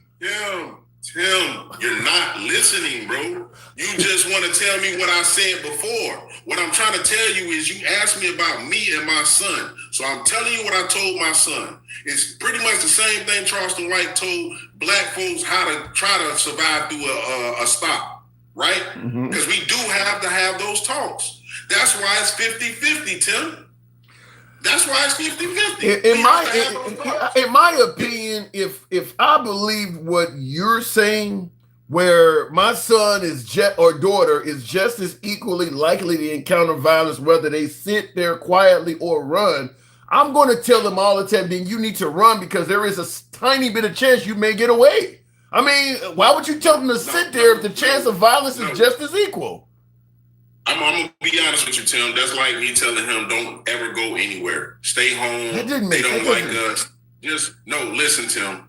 When you're talking about a father and son, we ain't talking about no talk show shit. We talking about real life. This is what you need to do because you got these motherfucking weapons. And in Texas, you are allowed to do this shit. So what I'm going to tell you because of your skin, right? I need you to do this. To me, fuck what you talking about, the 50-50, fuck the 33.33.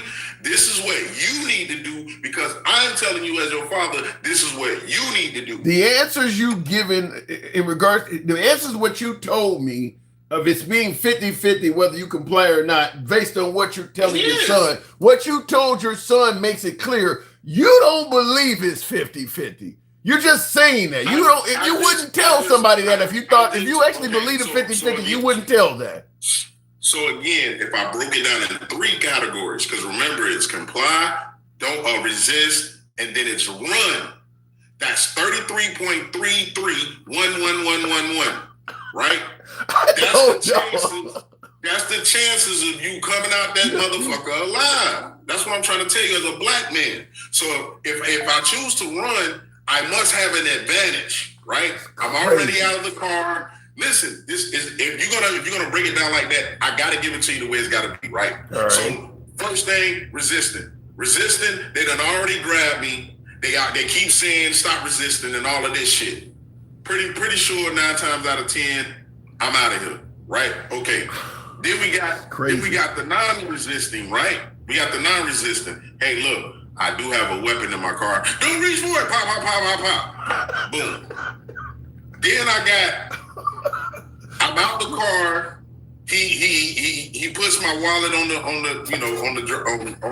hood, and he's talking to me or whatever the case may be, and I know he's finna. I don't know. I just feel scared. How about that? I'm just scared. Okay. I'll run. Pew, pew, pew, pew, pew, pew, all in my back. I gotta move it on. Look, we disagree, and I'm gonna probably go ahead. I'll give you the last word. Okay. Do they have those type of issues right now with all 3 of those?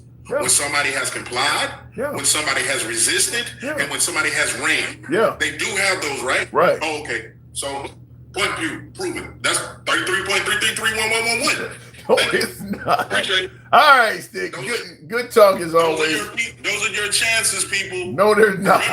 You're gonna get people killed. I gotta move it on. Let me just say this. There's no shortage of cameras in the African American community.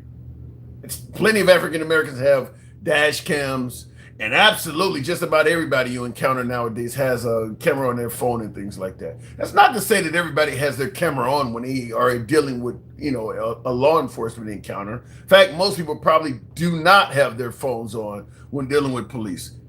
I don't, but that is something I absolutely been thinking about doing. There are apps you can put on your phone where you can simply push one button or something, or one tap on the screen, and it'll cue up your camera without unlocking your phone and upload whatever's going on to the cloud. That because there are a lot of videos of cops taking people's phones and deleting shit. That absolutely does happen. In fact, that's what people are suggesting that happened to Nolan down in Mississippi. I can't think of his last name, but Nolan, the African American that went out with the other white guys. So you should have cameras when dealing with police. You just absolutely should. You see what ICE is taking people's lives, and it's not on camera, and they're claiming it happened one way, and all of the witnesses are saying it didn't. Same thing with Derek Chauvin and George Floyd. If Derek Chauvin, better yet, if there was no cameras to catch what happened between Derek Chauvin and George Floyd, Derek Chauvin would still be a cop with a fairly good record. Nothing negative would have came out of that encounter. Nothing. A few reports would have been made by the witnesses. They would have probably been claimed unfounded, and Chauvin would still be on the police force. So cameras are highly recommended when dealing with law enforcement. But having said that, I vehemently disagree with my last guest that suggested that you have just as great a chance of a negative outcome with police, even if you fully comply, as someone that does not. And I'm bringing up cameras because I believe that if what he said was accurate, you would have tons and tons of footage of people fully complying with law enforcement and having bad outcomes. Nowadays, it's getting harder and harder to be stopped by police and not be videotaped somewhere here or there. Highways got cameras. There are cameras everywhere. If people were being pulled over by cops in modern times and fully complying and having just as much of a negative outcome as people who are resisting, because if you're resisting, it's almost a guarantee of a negative outcome. If it was that many people having a negative outcome that was compliant, you would have a lot more footage than the Say My Name folks we know now. If we go down the Say My Name list, you might have about 50 people. It would be thousands. It would be thousands, because you got to assume thousands of African Americans get pulled over by police, white police, every day. White officers. Not talking about black on black, the officer is black, the citizen is black. I'm talking about white officers. Thousands of white officers pull cops over every day. If it was as he stated, you would have a lot more footage of that happening than what we have now. So to me, I think that is really bad advice. But a lot of you folks in the comments see me as wrong, see him as right. If I see any evidence to the contrary, I will absolutely come back on and say, damn, I didn't think it was this bad. But I don't believe that you face anywhere near the same chance of violence from law enforcement if you fully comply as somebody that is fighting back and running and shit. Go figure. Anyway, looking in the comments real quick, and I see somebody says you're wrong. That's what everybody's saying. I don't believe that, though. If you look for a problem, you probably will find one. White or black has nothing to do with it. I agree with half of your statement. Handsome conservative. I do agree if you look for a problem, there's a good chance you will find one. I disagree that race does not matter. Race absolutely matters in America. We've been saying that ever since the end of slavery in this country, that race no longer matters. And every generation looks back and says, you know what? It did matter back then. Nobody wants to admit it happens now. Every generation, even in the Martin Luther King era, they were telling them, ain't nothing going on. You just come into these towns and stirring up people. We now in 2026 look back at the Martin Luther King era. Even white people say, that shit was absolutely racist as hell. But during that time, they were denying it. And I'll tell you, even right now in 2026, when folks say we're post-racial, the people in 2046, because progress continues to evolve. It's getting less and less. It's getting better. Some would say Trump is turning it backwards, but it's getting better. And I'll tell you, in 2046, people will probably look back at 2026 and say, look, you know, you got folks, white supremacists marching down U.S. cities and shit. It was still a whole lot of racism in 2026. Every generation says it's not happening in my generation, but their subsequent generation says, dude, your era was racist as hell. So nobody wants to admit it's happening now. They're all willing to admit it happened then. And all of the thens were saying it wasn't happening during their time as well. Anyway, look at it in the comments. Removing the stares that remind you of injustice doesn't help. I don't know what you mean by that. Let me go back to the box, tap the screen, help you boy out the hat mustache. Alter Ego, do want to thank you for the love you showed the program, by the way. I was involved in the conversation. I want to let you know that didn't go unnoticed. We'll go to Instagram. Dencal, good evening. Welcome to the program if it brings them up. Dencal, good evening. Good evening. You got an echo. What about now? Yeah, I can hear you now, loud and clear. Am I getting this wrong? You heard my caller say that there is no difference in the likelihood of a bad outcome, whether or not you comply with the police or not as an African American. What say you? I say you guys are having a conversation without context or nuance. Like, of course, it's going to depend on where you dropped. Can you hear me? Yeah, can you hear me? Yeah. You said, of course, it's going to depend on where. What'd you say? It's going to depend on where you live at, you know, what the circumstances are. Where in America can you live where the cops are going to treat you just as bad if you comply as if you don't? I mean, where in America are you talking? I don't know anywhere in America where your chances of being treated violently by police are just the same if you don't comply versus if you do. Well, I guess the higher the crime area, the more likely that you're going to have these confrontations. Yeah, but it's never going to be 50-50. Well, yeah, I think that number was exaggerated personally. I'm not sure if he was trying to like. No, he believes it, and so does a large portion of the audience. And Forever C10, appreciate the love and support. Thank you. No, he believes that, and many folks in the audience believe that. I actually asked him for clarity several times. He believes that if you comply with law enforcement, you are no better off as an African American than someone who doesn't comply with law enforcement. Well, I mean, the stats don't support that, because that would mean one out of every two encounters would be something bad. Yeah, and I see somebody in the comments ask where. I think Stick is down in the Tampa area, Tampa, Florida. Like I said, I agree with you, Dencal, that that's like saying 1 in every 2 encounters has a bad outcome. It would be evidence, it would be cases of it, video footage of this shit happening everywhere. Because like I mentioned earlier, hundreds of African Americans are pulled over by police, white police, every single day. Right. Yeah. Like I said, there was no nuance to it. He just said, 50%.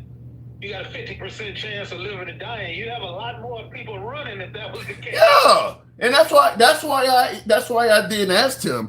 Do you have children, and have you had that talk with your children? And you notice he told his kids comply. There you have it. Right. When you put the nuance in, you said my kids. Yeah. Yeah, you talking all that shit about it's no safer if you don't comply. But then when I ask you, what did you tell your kids? You hang your hands out the window and make sure you don't move and become real submissive, huh? But I don't know, just listening to your commentary prior to the show, and I get what you're saying about the compliance and stuff, but there's also no nuance and no context into that either. Like, the fact is, every child hasn't had that talk. No, and they need to. But my context was simple.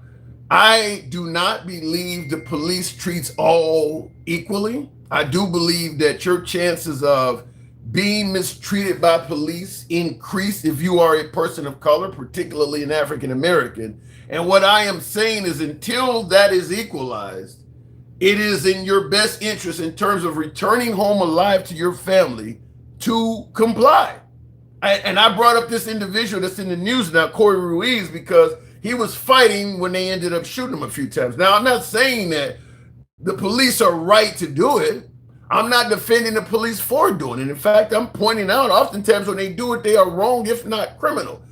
But my goal is not to chastise or say who's right and wrong. My goal is to tell you what to do to come home. And if you want to come home to your family, the statistical probability of success increases dramatically by complying. Would you agree with that?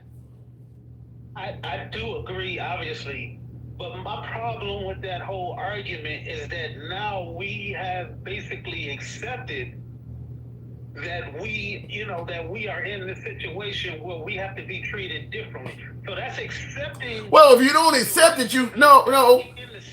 No, but and let me make it clear. I'm not saying we should accept that. What I'm saying is, until you can keep fighting it on the side of the road that's going to get you killed. I mean, when the cop pulls you over and that cop wants you to do something, even if what that cop is telling you to do is a violation of your civil rights, or that cop has no right to tell you to do that whatsoever.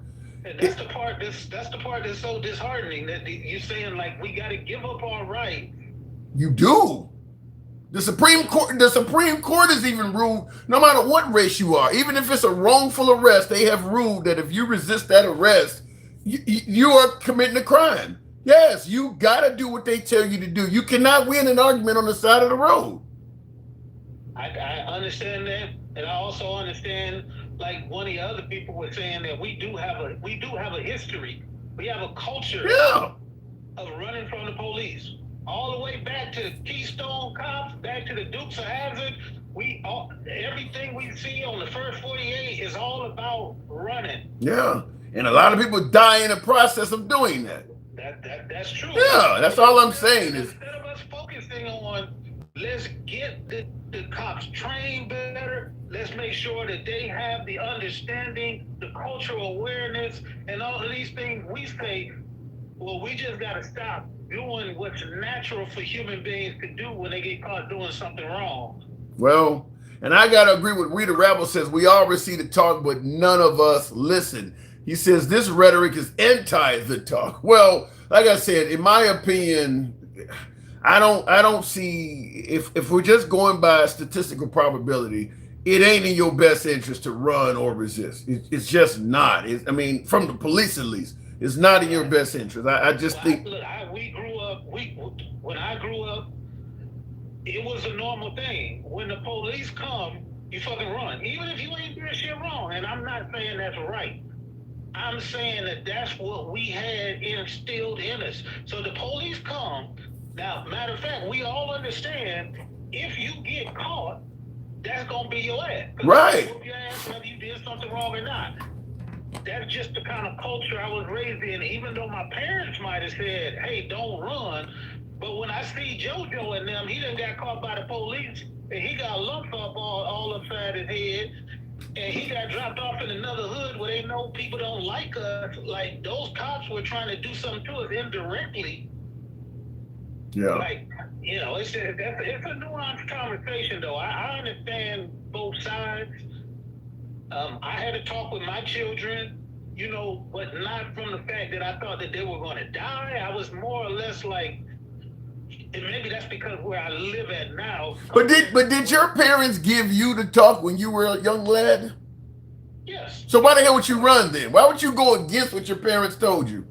Because listening to what your parents say and the reality on the streets can be two different things. Right. Until your parents say, right, you're going against what your parents are saying, and you could end up on one of their t-shirts. Right, because you didn't want to be the only motherfucker standing there talking about not running and everybody else run and you get your ass whooped. So the reality on the streets is different from I understood what my parent was telling me, but if nobody else fucking around me was doing this shit, it was kind of hard for me to justify standing there because I knew I was gonna get roughed up if I stood there. And most likely, people in the hood would have started calling me a snitch. Or how'd you get away? They didn't whoop your ass. Oh shit, didn't count. Sound like you hanging around the wrong kind of people. Everybody that was hanging out on the street had their own little some kind of hustle going on. It was Well, I mean, and see, that's where you tried to stay away from all the criminals in the hood. You would just sit in your room by yourself. Well, and see, that's where I think it is I think the police also know who the riffraff is in the community and not, and they tend to treat people that they perceive as riffraff worse because there are African Americans in every hood, even in the worst neighborhoods, that just gets up, go to school, got a job, and come home. They don't get involved in it. And them are the ones that if they have an encounter with the police, the cop don't beat them up and drop them off in the wrong neighborhood. I mean, right, but when the people around the neighborhood see you and they shit happen to you and you've been talking to the police, now they say you done told them somebody. Yeah, but see that shows an internal problem in our own community. That's just like this shit of you trying to talk proper or you think you educated her. I mean, like the person is doing the right thing by society and on the straight and narrow and probably going to become a decent, law-abiding, successful human being, and the hood is chastising them for doing that shit. Yeah, my children had to deal with that every time we went back to Michigan and Detroit. My kids had to listen to their cousins and friends. Like, that's terrible. Because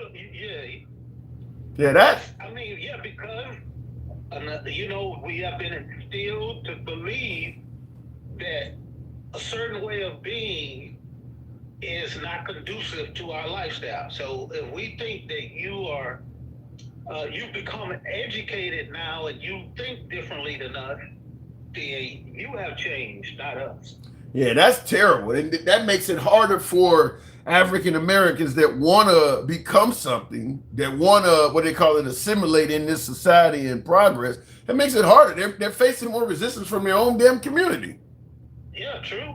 Yeah. True. I mean, and on the flip side of that is all of the opportunities that might have been available to you in a different neighborhood or stuff. All of that stuff was taken away. All of those things that kept you on the right and narrow in predominantly black neighborhoods or lower income areas were all taken away. Like during the 60s.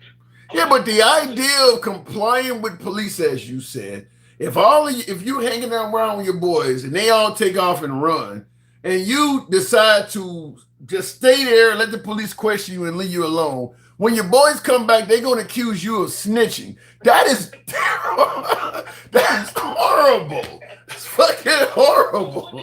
So what do you do as a child in that situation? Get away from them Negroes. They bad for you. Easier said than done. No, it ain't. Every day and walk by that same corner with the 12 dudes sitting out there. The motherfuckers holding you. When that starts happening, your problem ain't the police, it's the motherfuckers you're hanging with. They holding you back. They're giving you bad advice.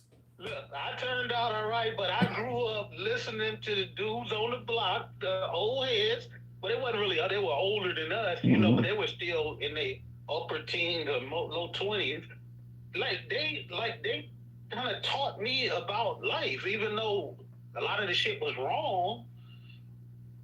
You know, I'll just say this, and I know this is going to be incredibly unpopular with my African American audience, though. But I'll tell you something. We talk about how the ongoings of the hood, and I spent a large chunk of my life in the hood. I've never heard somebody. I never heard in Africa, because we talk about how bad we get treated sometimes by the white race. Police, Karens, all of this. We talk about racism. I have never heard of an African American move out of the hood and move to a diverse area that had white people in it, or a neighborhood that was all white, and say, I am going back to the hood because I don't like this. When they move around, some whites are all, I've never heard any of them say, I'm going back to the hood. Obviously, because when you living in the hood, you living in like the bottom of the barrel. But think about that, though. But think about that. We're claiming that they mistreat us, but yet if we move around them, we rarely say, well, I want to go back around my own kind. We cool here. We normally will stay around that group, the group that we're claiming is mistreating us. Well, I think when we're in the midst of it, we don't view it as being mistreated. We view it as life. But then when we go see something different, then that changes our perspective. And yeah, once you change your perspective, of course you don't want to go back to the mistreatment. But when you're in the middle of the storm, you just think that's life. You don't think that's mistreatment. No. We make it sound like we're cool around our own people, and that the Caucasians are the biggest threat to us. But what I'm saying is, when we often move around the Caucasians, we don't want to go back to our own people. We start thinking that shit, actually, now that I'm around the Caucasians, it's my own people that are the biggest detriment. I don't feel that way myself. I don't feel that it's my people that's the detriment. I feel that the undereducation and the lack of certain opportunities are what I don't look back and be like, well, black people ain't shit, because I don't. No, I'm not saying it from that standpoint. I'm just simply saying you don't see people move out of an all black neighborhood to a white neighborhood and decide, I don't like where I'm at, I'm going back to this all black neighborhood. Well, hell, I mean, you've seen it during the civil rights movement. Even though those kids, the first ones that got to go to school, and that's when it really was fucking bad. I'm talking about in 2026. In the civil rights era. They kept their kids in school, even though they knew, because we understand that look, there are gonna be some abuses you take regardless of where you go. But a lot of people rather live in a nice house with a white picket fence and get abused than live in the projects and get abused. Yeah. I actually think the person in the projects is probably facing a lot more abuse. That's why. Because one day it's your catalytic converter, the next day you're putting up bars and shit. You might occasionally deal with a Karen or two, or you might get pulled over by the cops once or twice a year. But when you're living in the hood, people are sniping at your shit quite often. Right. We used to literally go to house parties every weekend, knowing they was gonna get shot up. We went to them. We scouted out where was the easiest way to get out the place. That's terrible. Hey man, you need to go ahead and get up out of here. It's about to go down. We did it every single weekend. Oh my God, you could move out of the hood to an all white neighborhood, go to one of their frat parties, or go to one of their whatever, they don't call them cookouts, whatever the fuck they call it. No chance of it getting shot up at all. Just no chance. You might tell this racist or whatever, but you gonna live. Ain't no chance of that getting shot up. Right. So yeah, of course, that's obvious. Ain't nobody trying to go back. Yeah. That's why when I got to where I got to, I understood the plight. I understood that the people, just like Harriet Tubman said, I could have saved a lot more slaves if they only knew that they were slaves. How about this though? In the comments, what does it say? Ging type dad or something says, yeah, but if you're the only black friend, you might go missing. In regards to Nolan, with Nolan, I don't. That's not. Look, there's a whole lot more parties that get shot up than there are the black guy that was at the party came up missing. I mean, there's cookouts and gatherings in the hood that get shot up is fairly common. I mean, that happens a lot.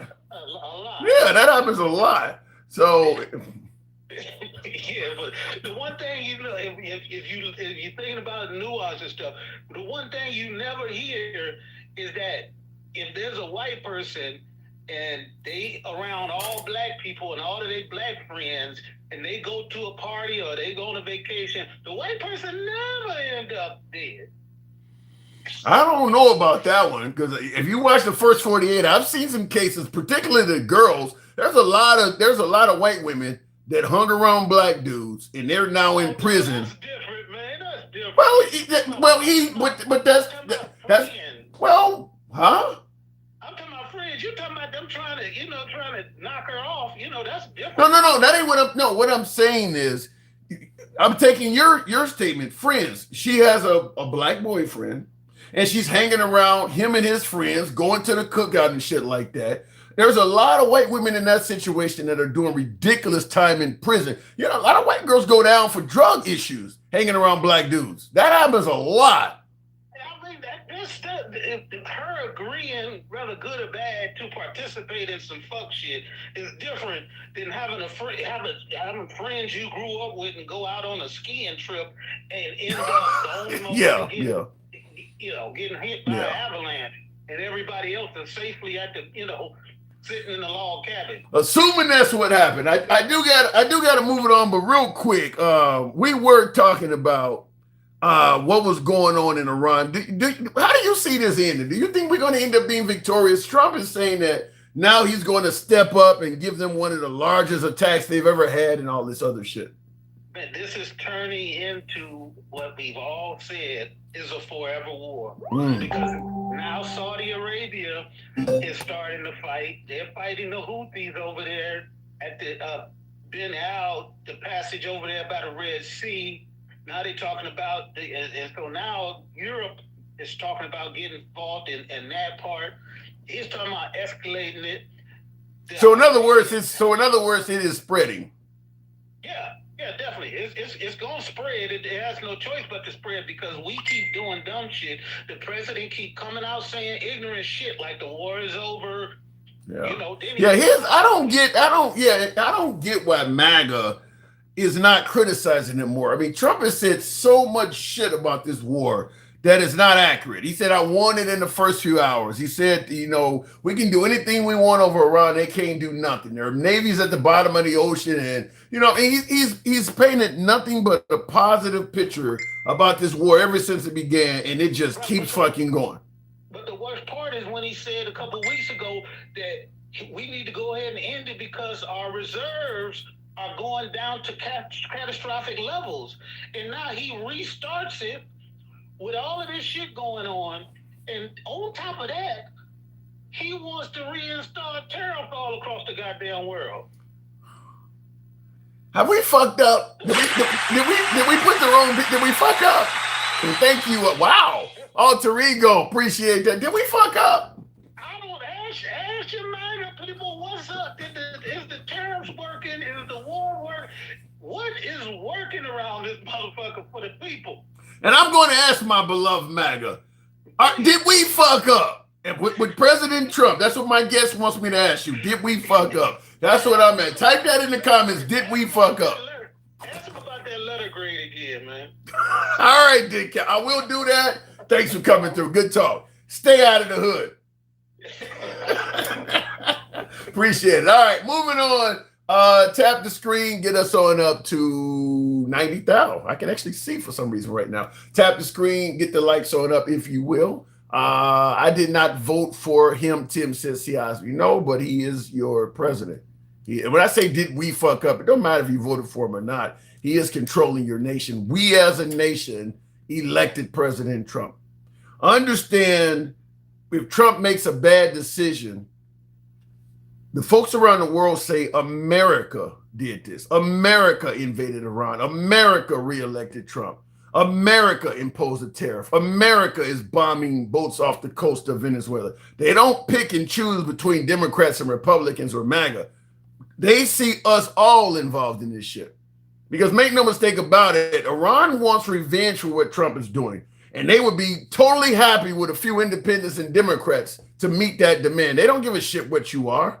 They don't care if you got a red hat on or if you're supporting Gavin Newsom. They want Americans. So when I say did we fuck up, I mean Americans are what got Trump elected. Our nation as a whole. In the comments, Billy Wop says, yes, we know our leadership is fucked up. Gen X says A+ if Trump nukes Iran. You know how that would look though, Gen X? We want to prevent Iran from having a nuclear weapon and do irresponsible shit with it. So we're going to nuke them. So we're going to do irresponsible shit with the nukes we have to prevent them from doing irresponsible shit. That does not make us look like we hold the moral high ground. We're concerned that if Iran develops a nuclear bomb, they may go and use it on somebody. So we're going to use one on them preemptively. I mean, that looks terrible. I mean, you can make that shit up about anybody if you want to do that. Who cares about what they think? We did not elect shit. They did. There is no they in the comments, Cam Faisal. It's not a they. The world don't see it as they. And you say, who cares what they think? Because they are the ones that are going to be seeking revenge. When I say the tariffs, when I say the bombing of Iran, what we did in Venezuela, the threatening of Cuba, fucking with NATO, fucking with Canada, those countries want to respond to what America has done to them. They don't see a difference between Democrats and Republicans. Canada is pissed off with America. They're not pissed off with MAGA. They're pissed off with America. So you say, who cares what they think? What they're doing to us could affect our economy, the cost of gas, our trade relationship, all kinds of shit. And they're not trying to just do that to MAGA. They're going to do it to you too as an American. All of us are going to be on the hook for any sort of revenge that, look, when I'll give you a good example. Hamas, when they went into Israel on October 7th, a few years back, do you think they asked the folks that they were massacring, do you support Netanyahu or not? Do you think they even asked them if they were Jewish? They don't care. They just wanted targets. So when people respond to the stuff that Trump is doing, doesn't matter what your politics are. You can get it too. You can get it. Looking in the comments, we give Canada hundreds of billions of dollars. I'm not aware of that being factual at all. I think you're going a lot by some of the stuff that Trump is saying. Why is Marco Rubio running Venezuelan finances? How is he running another country from afar? I believe what we're doing with Venezuela is when we took Maduro out, we told his vice president, the woman that's running the country now, you can either basically submit to us and act as a proxy for us to run in your country, or you can get locked up with him. We can charge you with the same shit because you're part of his government. So you can resist and end up with Maduro, or you can stay behind and put some money in your pocket. You're not, listen, we're going to take your resources and do a bunch of shit, but at the end of the day, you are a free woman and you'll be wealthy. And I believe she took the latter. That's what I believe has happened. I do believe we are ripping off Venezuela. Just like Hamid Karzai, when we put him over Afghanistan, the same shit. We'll put you over. You're going to play ball with us. You'll be able to say you're in charge of your own people. And of course, the people of Afghanistan saw through it and they ran his ass out of the country. That may end up happening to this woman in Venezuela as well. If they don't assassinate her, that may end up happening to her as well. But yeah, she pretty much is just an American proxy that happens to be of Venezuelan descent. But yeah, we're robbing that country right now. In the comments, no doubt we are ripping them up. Yeah, we just taking in shit. She had a choice. You can cooperate. To me, it's just like the slave trade. Well, you guys sold your own people into slavery too. No, they didn't have a fucking choice. These people showed up with high-tech weapons and shit, told the chief, I need 60 men to put on the ship back to the new land.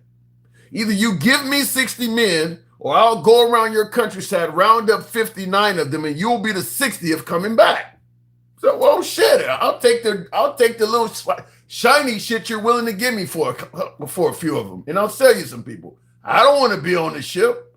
So, yeah, it ain't a matter. Sometimes you don't always have a choice. Going back to the box, tap the screen. We aren't robbing. We do hundreds of billions in trade. We don't give them anything for free, says Denkow. That's the way I take it. I'll go to the box. The one and only, always critical, always negative. The one and only Poe Bill. Good evening. What's up, Tim? Not much at all. Holler at your boy. What am I getting wrong today?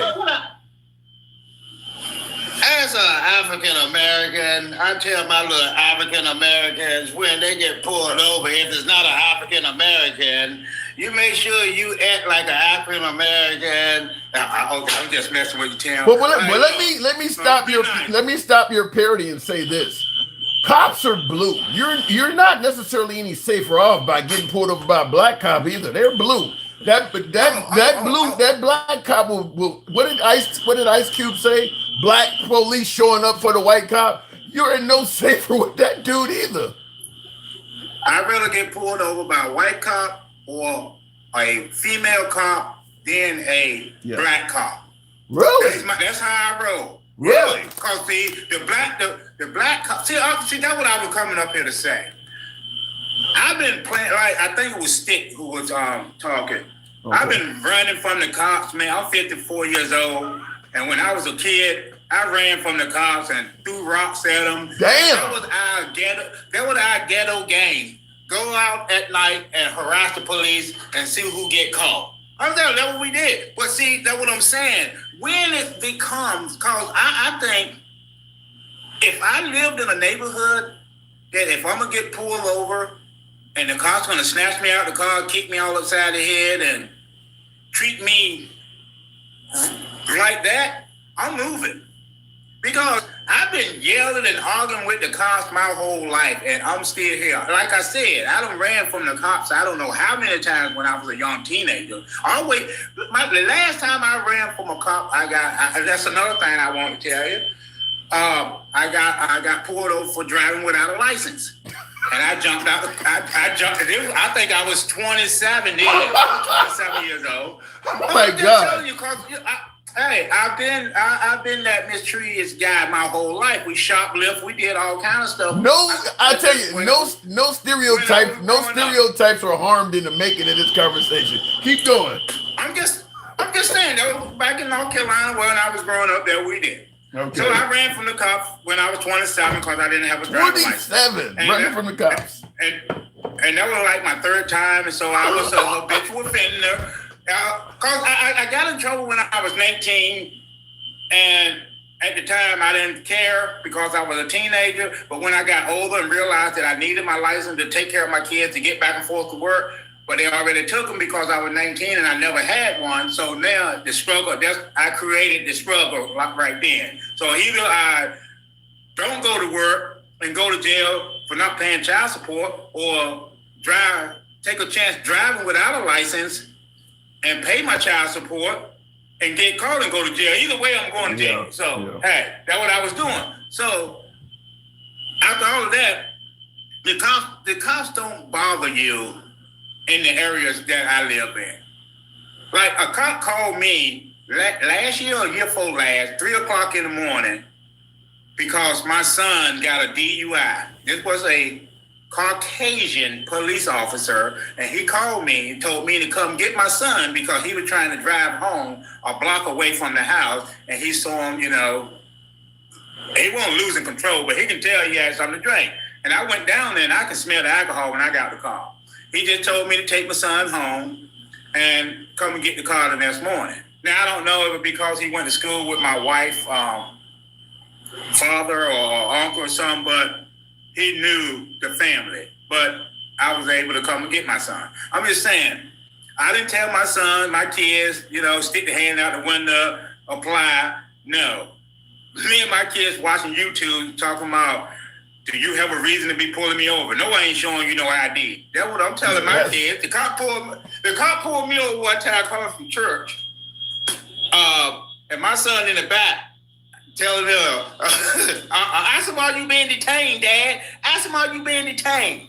That's what we said, because I live where I live. They ain't shooting you, Tim. So if I got pulled over 2 o'clock in the morning, going to pick up my son driving his little sports car. So I'm downshifting, making the pipes sound off, and the cop pulled me over, right? Mm-hmm. So he come and he shine his light in my car. And I'm like, man, did you lose something in here? Oh, why you got your light? And he was like, sir, this is for my safety and yours. I said, well, why are you pulling me over? He said, well, your tail light is out. I said, man, my tail light ain't out. What are you talking about? The lights, I had all brake lights, but the one on the little spoiler was out. No, the one in the back window was out, but I had the one on the spoiler, the 2 tail lights. He said, well, if you have it on the car, it's got to be operational. And that's the reason for it. But really, he was just pulling me over because I was a black man and I live in a pretty decent neighborhood. So he wanted to know why I was in that area. Yeah, I think most African Americans have had a profiling stop. I've had several of those being in white neighborhoods. Getting profiled for being black, you're almost guaranteed to get that happen if you leave the hood. But I will say that for me, probably one of the best things I've always lived by, I think that keeps you out of trouble, is the belief that nothing good happens after midnight. Being in the street after midnight, to me, increases the likelihood of your interaction with cops or criminals, because that's all that's on the street. That's all that's on the street. There's a lot of good stuff happening after midnight, buddy. In the streets. In the streets. Oh yeah, that's when the freaks come out, Tim. See, you stayed in the house. But let me tell you, as a felon, you can vote. I want you to know that you can vote. You can own a firearm, and the prison system that y'all say is so bad. The prison system is not bad. What the fuck? The people who's what? in there. It's the people. Hey, if everybody was in prison who act like they was citizens, you know. Hey, you go to prison. You get 3 meals. Oh my God, really? I'm just saying, y'all act like the prison system is jacked up. No, the people in there is jacked up. No, I'm just trying to keep it real. If you go to jail and everybody act like little what do you want to say? Church moms act like you. Everybody behave. All you would do, you'd be like at college. But people in jail, people in prison are crooks. So you come in there and you got a better pair of shoes, they might try to take your shoes. See, it's the people acting up. But you got the prison is not. You just in a building that you can't leave. Oh my God. Hold on. You trying to tell me your prison ain't that bad. Even if everybody in there is acting really nice and kind, first of all, the mattress is about less than an inch thick, so you're not sleeping very comfortable. Many prisons, the lights don't go out, so you got to deal with that. It's noisy. The food sucks. Some places they don't. The what do they call it? The climate control. So in the summers you're hot, in the winters you're freezing. Even if the people act nice, it's a terrible place to be. Let me tell you something. I went to jail. I know that. That's pretty obvious. Hey, Halifax, North Carolina. This is a poor man you were talking to now. Okay. So when I went there, and I was like, man, I got to get out of here. You know, I had 30 days. When I got out, I was like, daggone it. Ain't no better being out here. At least I was getting 3 meals in that joint. Oh my God. You sound like Brooks on Shawshank Redemption. Brooks was here. I'm just trying. No. 3 meals a day. I was in Weldon, North Carolina. The guy was asking me where I was living at. Weldon, North Carolina, Rocky Mount, Halifax, Rich, all that. I was in that area.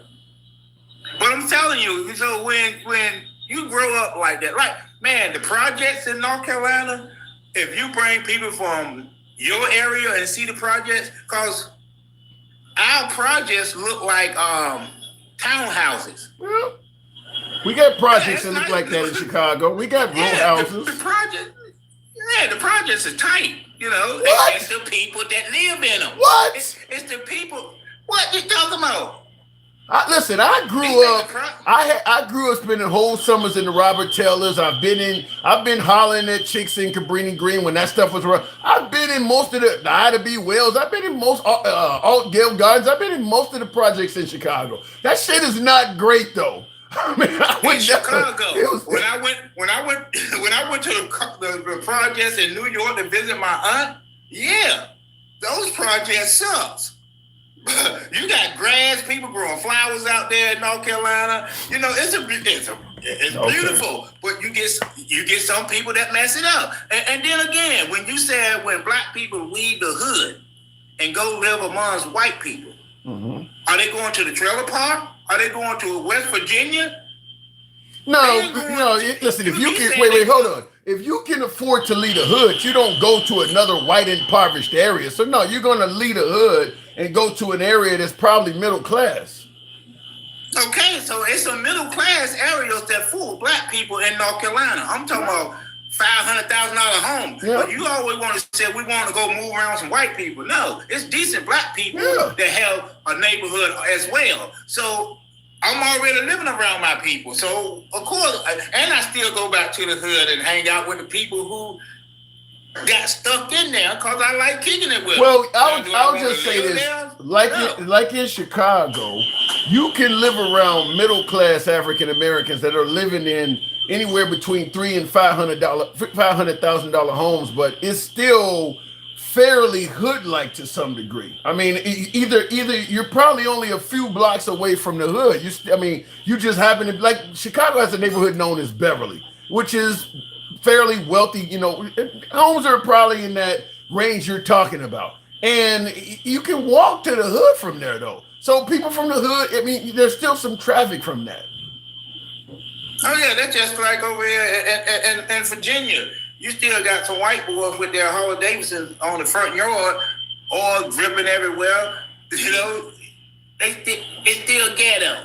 White or black, they ghetto. You're gonna find that in most neighborhoods. You know, I don't look at it as being white or black. I just look at people being trifling. Yeah. You know, but I can be that neighbor. I have. But I can't believe you made it sound like jail and prison ain't that bad. You threw me for a loop with that. It's the people in there, Tim. It's the people in there. It's the people in the system. Because if you got AC in prison, you got freaking a library, you can get your college degree in prison. It's just people in there who trying to do harm to you. If everybody in there act like decent people, only thing you worried about, you can't go home. I'll agree that the penal system, it would be easier in there if the people weren't acting like animals. But even still, like I said, the food sucks. The sleeping arrangement sucks. The keeping the lights on, they're noisy. I mean, it's still a lot of things. They don't keep the lights on. They turned the lights off when I was there. They ain't had no lights on. The food wasn't that bad, but you ain't gonna eat steak and shrimp and lobster in prison. You broke the law. I've been to prison, and I'm saying you broke the law. You shouldn't be in that junk. What level? I'm curious. What were you hanging out with Ghislaine Maxwell? What level were you in? I was in a federal. No, did I make it? No, I was in a misdemeanor camp, but I had to go to a receiving camp that received federal employees. I seen somebody getting their junior case took at the time. You see somebody getting what happened? Their junior case. So you see somebody getting wrongfully broke off. Yes, I was walking by and they said, and I looked, and one of my boys was like, you don't want to look over there, dog. Just keep it moving, keep it moving. Oh my God. So,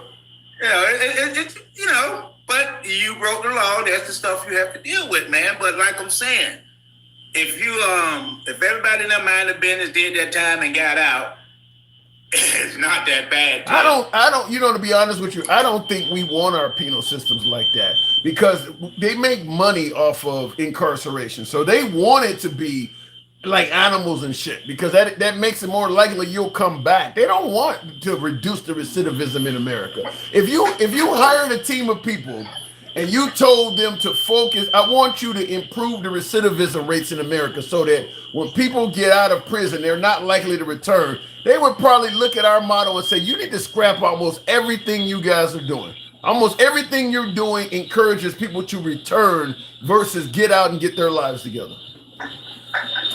But you got to think about America, Tim. You the same age I am. Back in the day, America made stuff that lasts.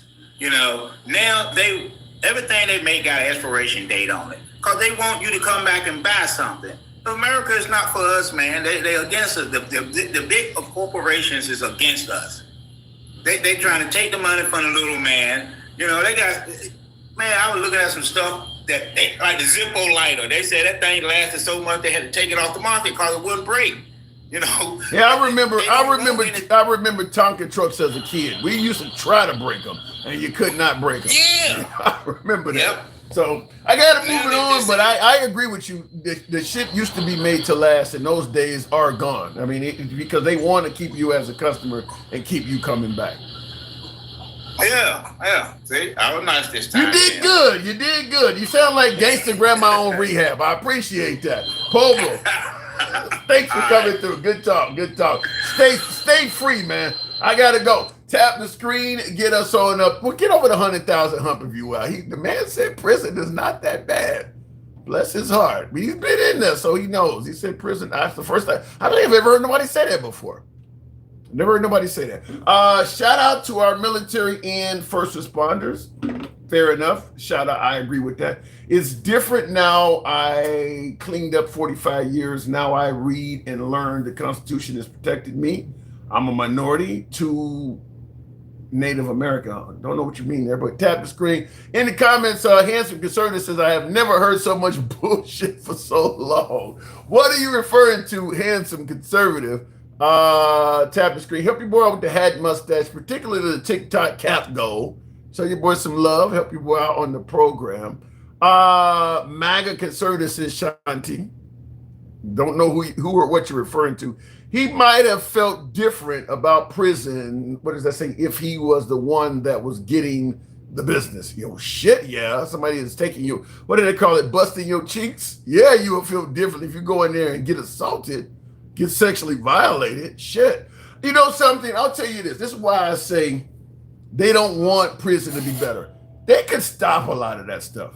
They could actually, I know he is right when he say people that go in there are criminals and they act like animals and stuff like that. But I believe a lot of that stuff could easily be stopped. And the way I say that is, you got to give them something to lose. If you make the conditions terrible, sometimes fighting this shit is what they're doing for entertainment. You know, acting like an ass and acting out because you don't remove everything else they would normally do. Like letting off steam by lifting weights. They don't get rid of the fucking weights in a lot of institutions. Or, you know, for folks who smoke. I've never smoked, but I know for folks who smoke, you know, sometimes it gives them a different sort of euphoria or it takes off the edge. They don't get rid of smoking in jail. I mean, you know, another one, big one, I think, in my opinion, this one I think is huge. Why would you get rid of porno magazines? Why would you do that? I mean, these are young men, in many cases, young men filled with testosterone. And you're going to make it harder for them to release themselves, which, in my opinion, could probably be one of the reasons you could chalk up for why people are violating each other. Why would you get rid of that? Let the man have a Playboy or be able to receive some shit from his woman or whatever to help let that man be able to go in the corner and do that. Why would you take that away from them? They actually have gotten rid of adult magazines in many institutions. So now there is like a black market where you can literally, somebody smuggle in a Playboy or whatever they are now, Penthouse or Swank or whatever, and they rip out a page or something like that. And a person pays you money as you got a black market going on where you're selling pages out of that book to another inmate where he can take it and go somewhere and pleasure himself. Why would you get rid of that and create a black market? It's that kind of shit. It's that type of shit. So I don't think they want to make it better for folks. I mean, so now the dude can't lift weights and let off steam. You don't get rid of smoking. And even if the guy wants to, go and handle himself and relieve some stress, you're preventing all of that stuff. And then why are they acting like animals in here? It's kind of how you treat them, ain't it?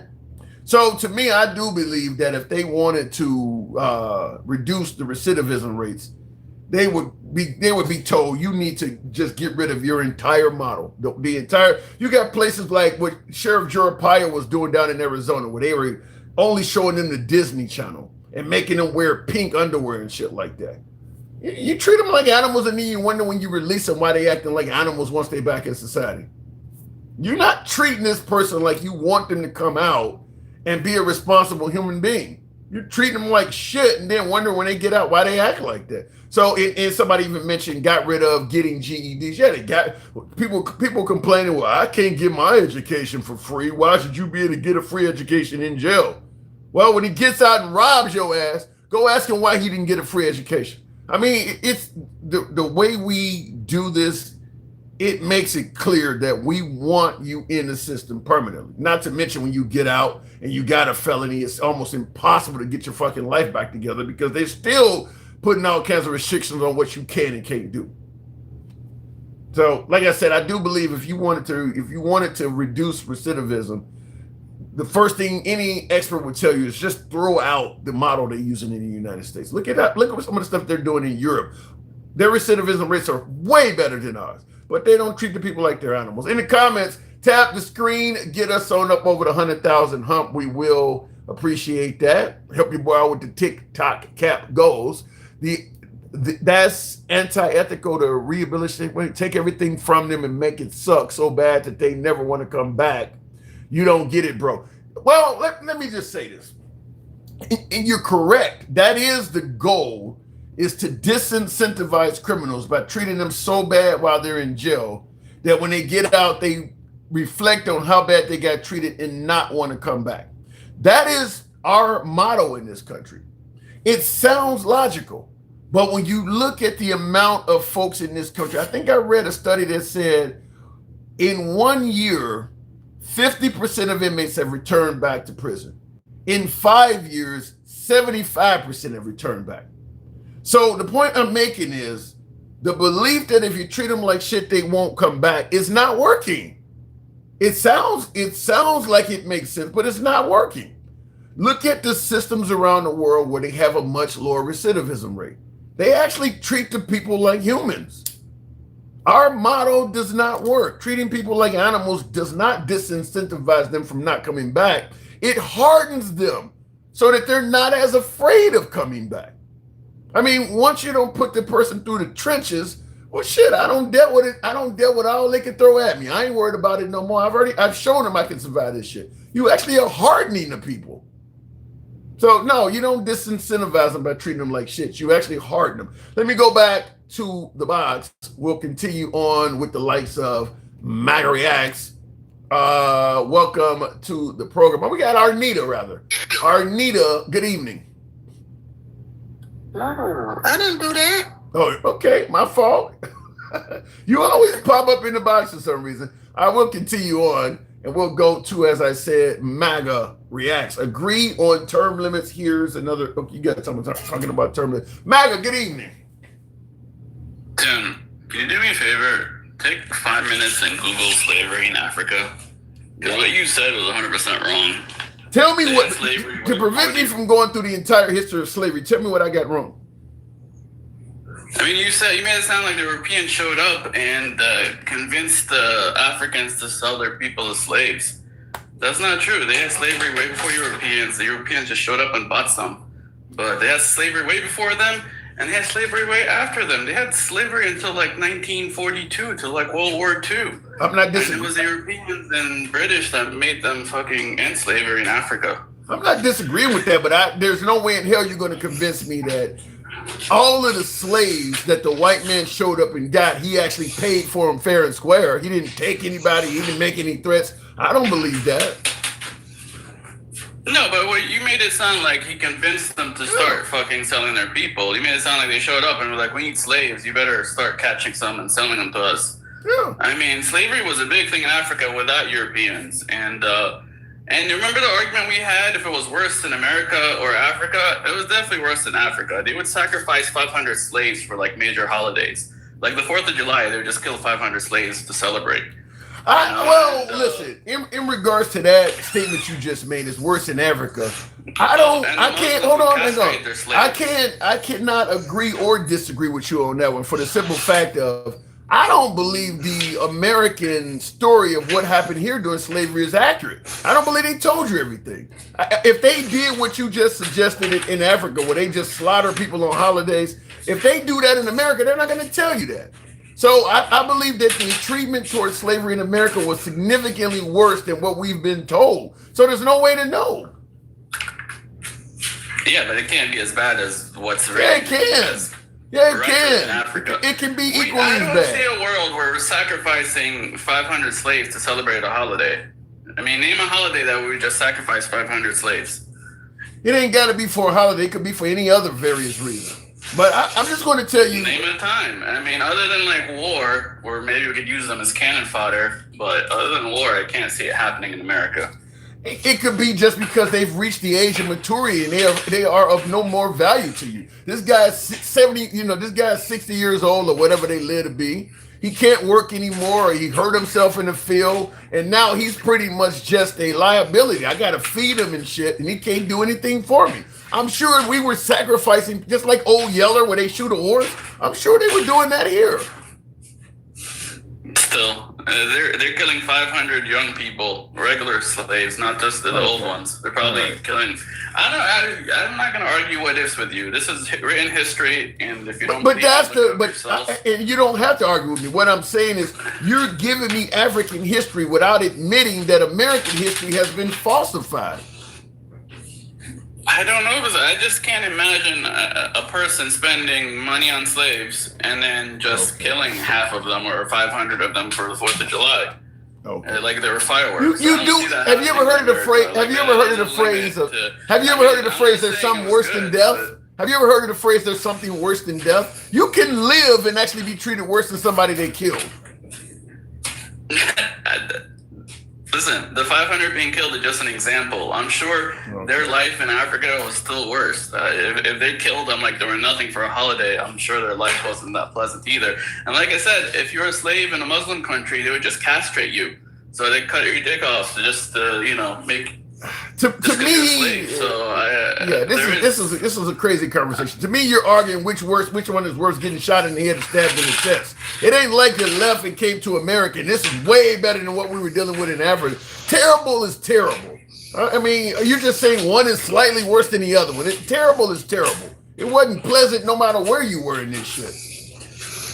I'm not saying it was pleasant. I'm saying it was way more worse. I'm saying there's terrible and then there's fucking nightmare. There's levels to terrible too. There was nothing about it. He was like, prison was fun for him or whatever, saying how prison wasn't terrible for him. What you're saying is stupid. There's levels to everything. Yeah, what you're saying is stupid. There's no way in hell you're going to tell me that in America being a slave was not a nightmare. I didn't say that. I said it was just worse than Africa. Okay. Yeah. I said it was more of a nightmare in Africa.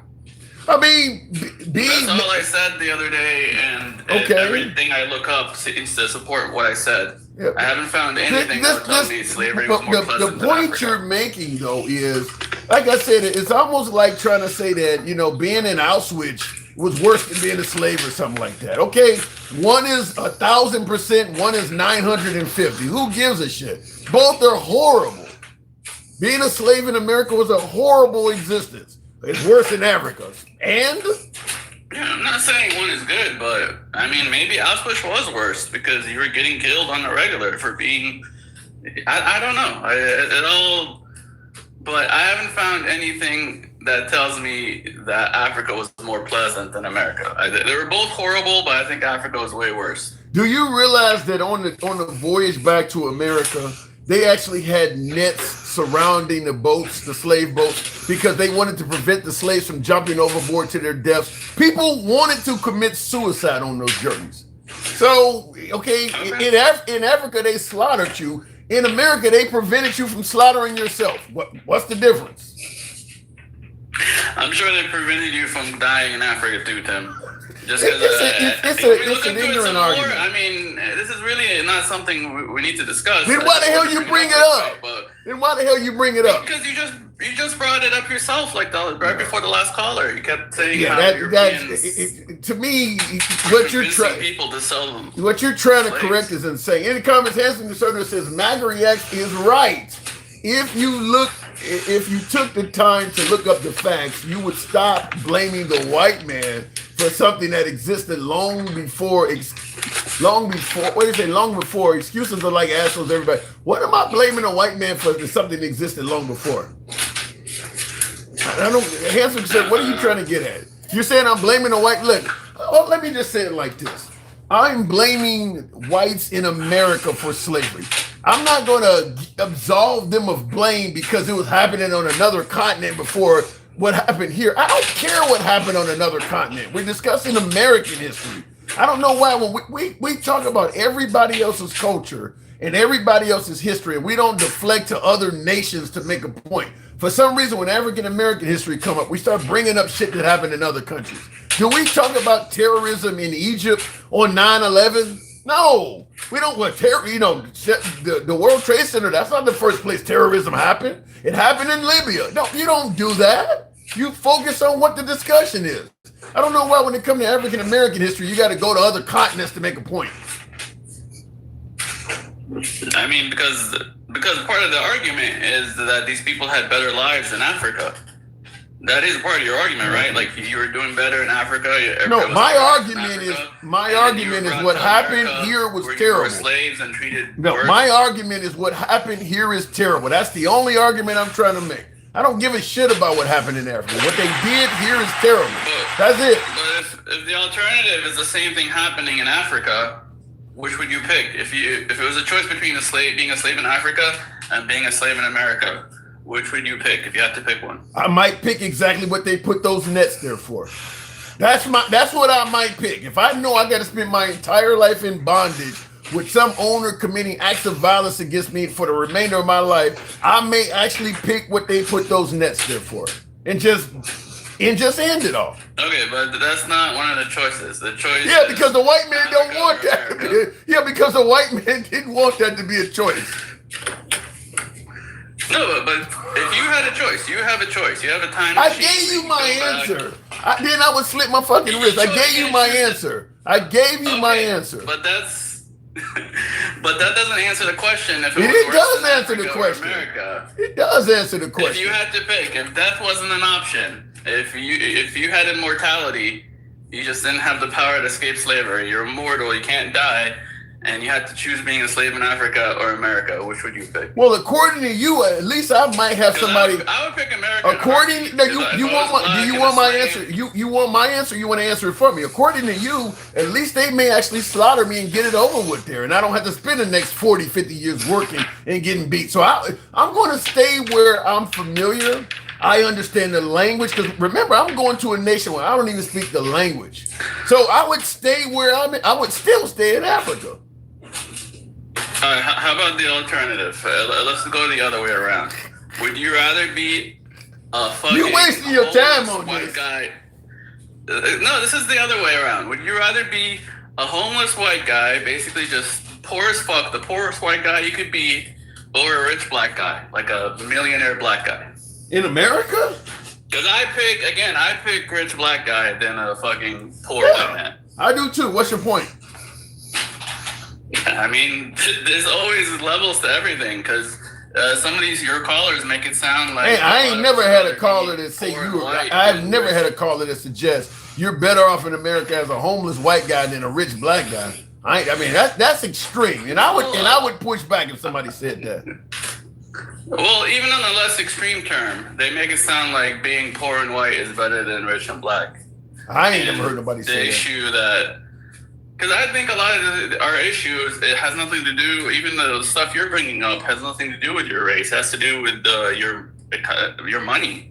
I mean, I used to get in trouble with the cops all the time. I fucking ran away from the cops and almost got shot and all that fun shit. You know, I used to have a motorcycle. I got fucking my share of fleeing and looting, reckless driving, culpable negligence. And it all had to do with me being poor because I Well, couldn't you afford do to know, fucking take care of my I don't shit. know if you realize it or not, MAGA, but you do know officially you're not white. Maybe the cops, you're not actually white. That's what I'm saying. It has nothing to do with being white or black or whatever. It has to do with your money situation. When my money was right and I could fix my license and I could pull over, hell, when my money was right and I could fix my license, I could afford to pull over and just deal with the ticket, then I had to run away because my license was suspended, and if they caught me one more time, it's habitual, and I go to jail for a fucking year automatically. Okay. There's a difference. It has to do more with money than my race. Okay, well, let me ask you, all things equal, you got the same income and everything. Do you think race matters at all? Because in the comments, C. Osby says, ask you, would you rather be a white man or a black man? What if all things are equal and money is not different? I guess I like being in the middle, but I guess I'll say white if all things are equal. Okay. But the problem is, a lot of the shit you guys bring up, all things are not equal. But yeah. Well, you do obviously understand. There's always preferences, and it depends. If the cop's black, maybe I prefer to be a black person dealing with a cop. No, because it ain't gonna end with the cops. No, because it ain't gonna end with the cops. Once the cops are just the entry point to the system. You're gonna encounter some white people eventually in the system, so you're still better off being white. I got you, but like if the system was all black people and I had to deal with the system, I prefer to be black. I think in the situation, sometimes it's more just what you know than anything. Yeah, but I will say this: when you say money is a factor, which I agree with, you do have to take in consideration the way this country has designed itself. It has things designed to keep African Americans having less money. So even though money makes a big difference in how you're treated in the courts, the way our system has been set up, it's been set up so that African Americans have less money.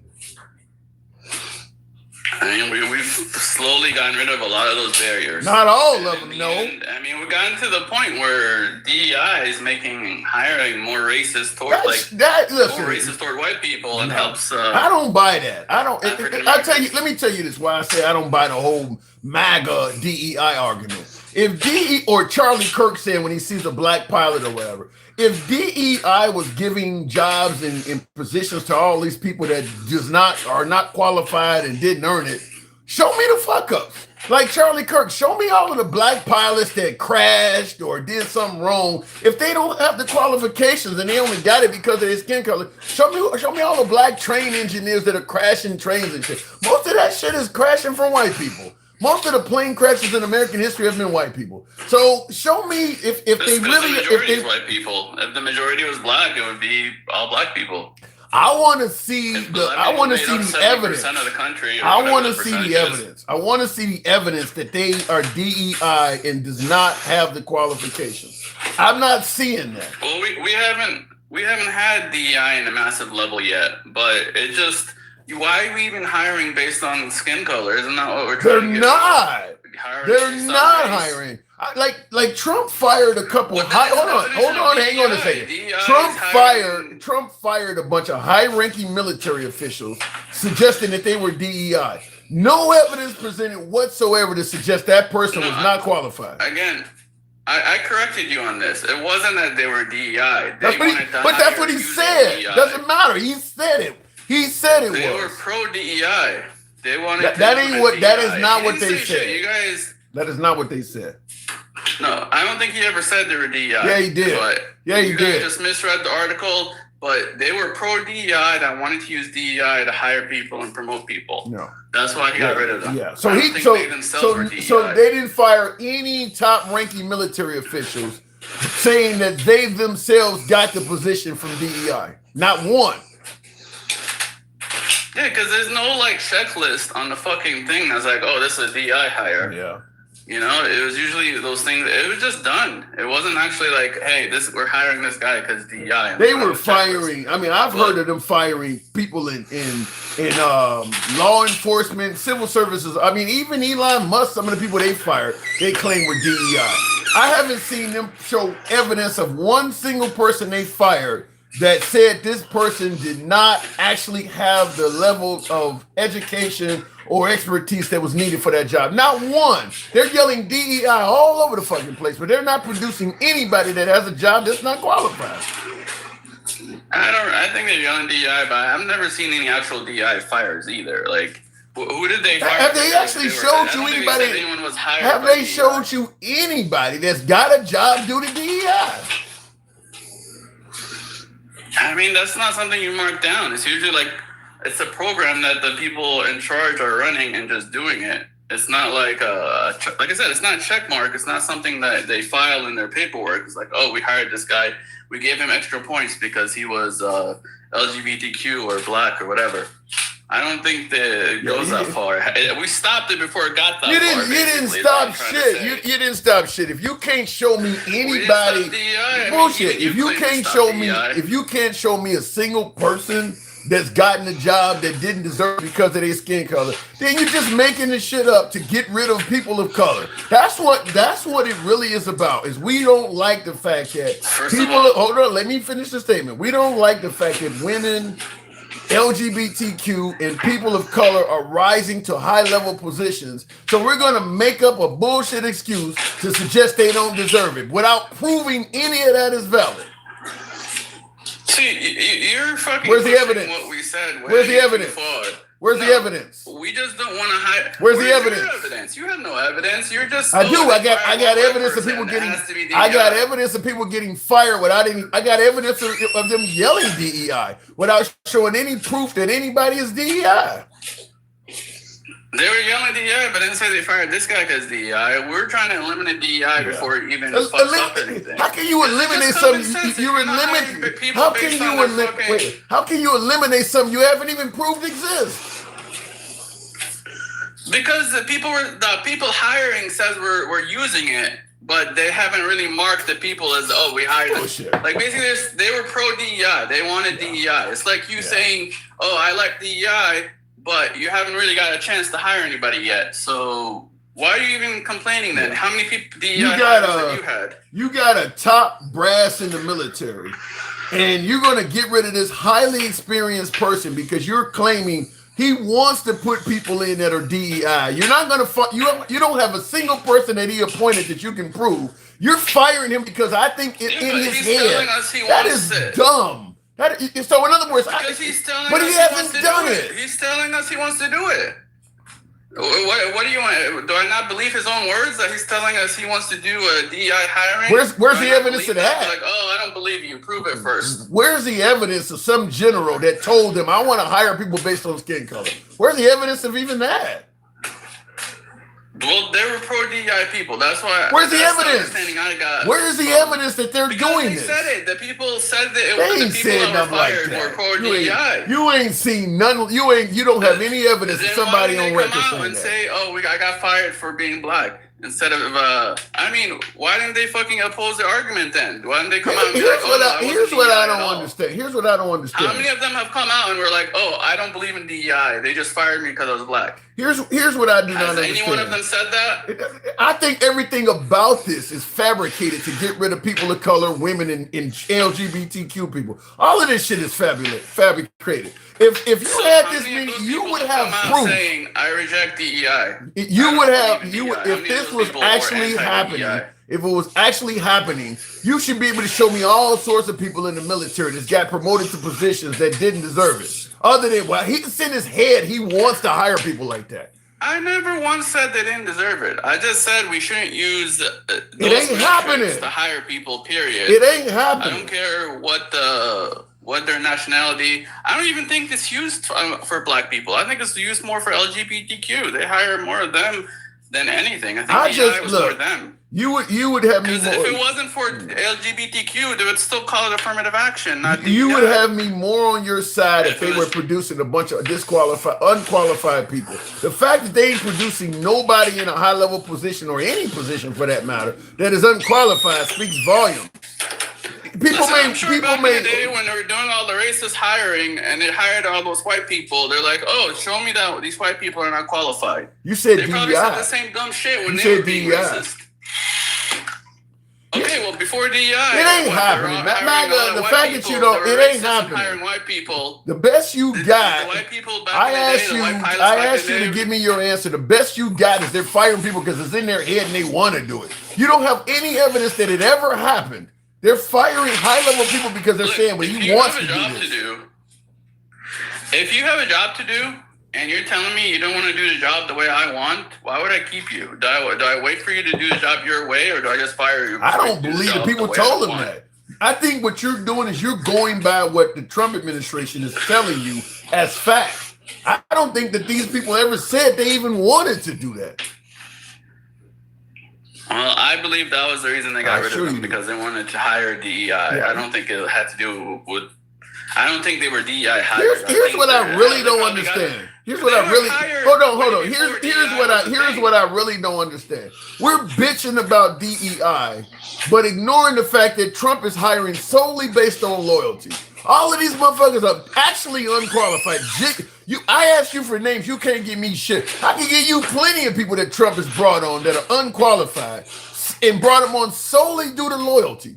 And that's okay, but DEI is wrong. Well, that's because he got backstabbed his first fucking administration. How many times did he get backstabbed? How many times if you're okay if you're okay with hiring people because somebody got backstabbed, then you would think the whole fucking workforce should be black. We've been backstabbing black people since the country was invented. Yeah, and I'm sure those people that have been backstabbed like that hire mostly black people. I gotta go. I'll leave it at that. But I gotta go. On, like you want in the same sentence. Sometimes you're like, oh, wasn't it his FBI that said he didn't win the election? It wasn't. This Ain't nobody guy been hired due to DEI. And then at the same time, you're like, why did his own people fuck him over? Ain't nobody been hired. All I'm saying is that that DEI shit is a way to implement racist policies. I gotta go tap the screen, get the lights on up to 120,000. I absolutely believe when they are claiming stuff like immigrants are raping and murdering everybody, they go and look for immigrants that are committing those crimes and they plaster them all over TV like with Lincoln Riley. When they're claiming stuff is happening and they're giving you no evidence, that's because it's not happening. You think if they could actually find a Haitian that was eating a cat and dog in Springfield, they wouldn't have put that all over right-wing media? Anytime they make claims that stuff is happening and they show you no proof, take that as validity that it is not happening. It is being made up. Because they'll show you one case out of millions to make a point. If they're not even producing a single case, it's not happening. Like when Trump said, a woman gives birth, she takes the baby home and brings it back the next day and they decide whether they want to terminate it or not. Not a single case they can show you that. Same thing when he suggested that a child goes to school and they send the kid home 3 days later, a different gender. Not a single case of that. This also applies to that bullshit rumor that was floating around a few years ago about kids having litter boxes in schools because they want to identify as a cat. That also was made up. And the right was perpetuating that lie as well. So you gotta listen to media from both sides of the aisle. You can't just believe, and I'm talking to liberals too, you can't just accept everything from your side as fact. Because there's a lot of people out there telling you lies. There's a lot of people. And Trump in particular has found it to be valuable, almost like currency, to label and criticize people on this level. Look how much value they got out of men can't play against women in biological sports. There's virtually nobody doing that. Yet you hear that all the time in right-wing circles. That is virtually a non-existent issue. Well, we had to stop it before it became one. It's just non-existent, but it has done very well in right-wing circles. If you actually force them to produce how many cases they have of that, think about all of the thousands of schools in America, thousands of elementary schools, thousands of high schools, thousands of private schools, universities. If they had to actually produce every case they've had of a transgender male trying to play against a transgender woman, I don't think they could produce 50, 20, 10. What the argument would devolve to is one is too many. That's what it would devolve to, is one is too many. Because it ain't happening nowhere. That shit is not really happening that much. They could not come up with many issues of that. But yet you hear the right, and you would think in a country of 400 million people, just about every kid going to school that's a female that's trying to play athletics has a chance of playing against a boy. Like, it's just happening everywhere. It's not happening. And if it was, you would know, because they would be telling you about these kids. Here is a big ass 6 foot third grader that went and broke all the girls' records. They would be letting you know who these people are. You would know it. You would hear parents and everything on TV talking about that if it was really happening. When they're not presenting cases, there's a reason behind it. In the comments, there you go. We finally agree DEI is wrong, says the handsome conservative. I agree that hiring people solely based on skin color, gender, or whatever the case may be is wrong. I just don't believe it's happening to the level of what Trump is saying. And what I really don't like is the fact that throughout most of America's history, DEI was as prevalent as apple pie. It was as American as apple pie. We hired everybody based on them being white. 40 some odd presidents, only one of them is not white. You think that was all by coincidence? You go to any city in America and look at all of the mayors that town has had since that town was founded. They're mostly all white dudes. You think that was by coincidence? All of that shit's DEI. You're against hiring people based on skin color. Yeah, because now it's working for minorities. Now we don't like it. But most of America's history, you were hired for being a white man. You knew for damn sure it didn't matter how much the qualifications or the resume that woman, that Hispanic, or that black person had. If you were white and you were in the same line for that job, you had to one up on them. You knew that. You knew that. Many cases, they couldn't even apply for various jobs. We don't even hire your type for this. Yeah, you did all that in the Army and the military, and we understand that, like the fucking Tuskegee Airmen. Yeah, you flew planes. You were distinguished veterans in the fucking Air Corps, whatever they called it at the time.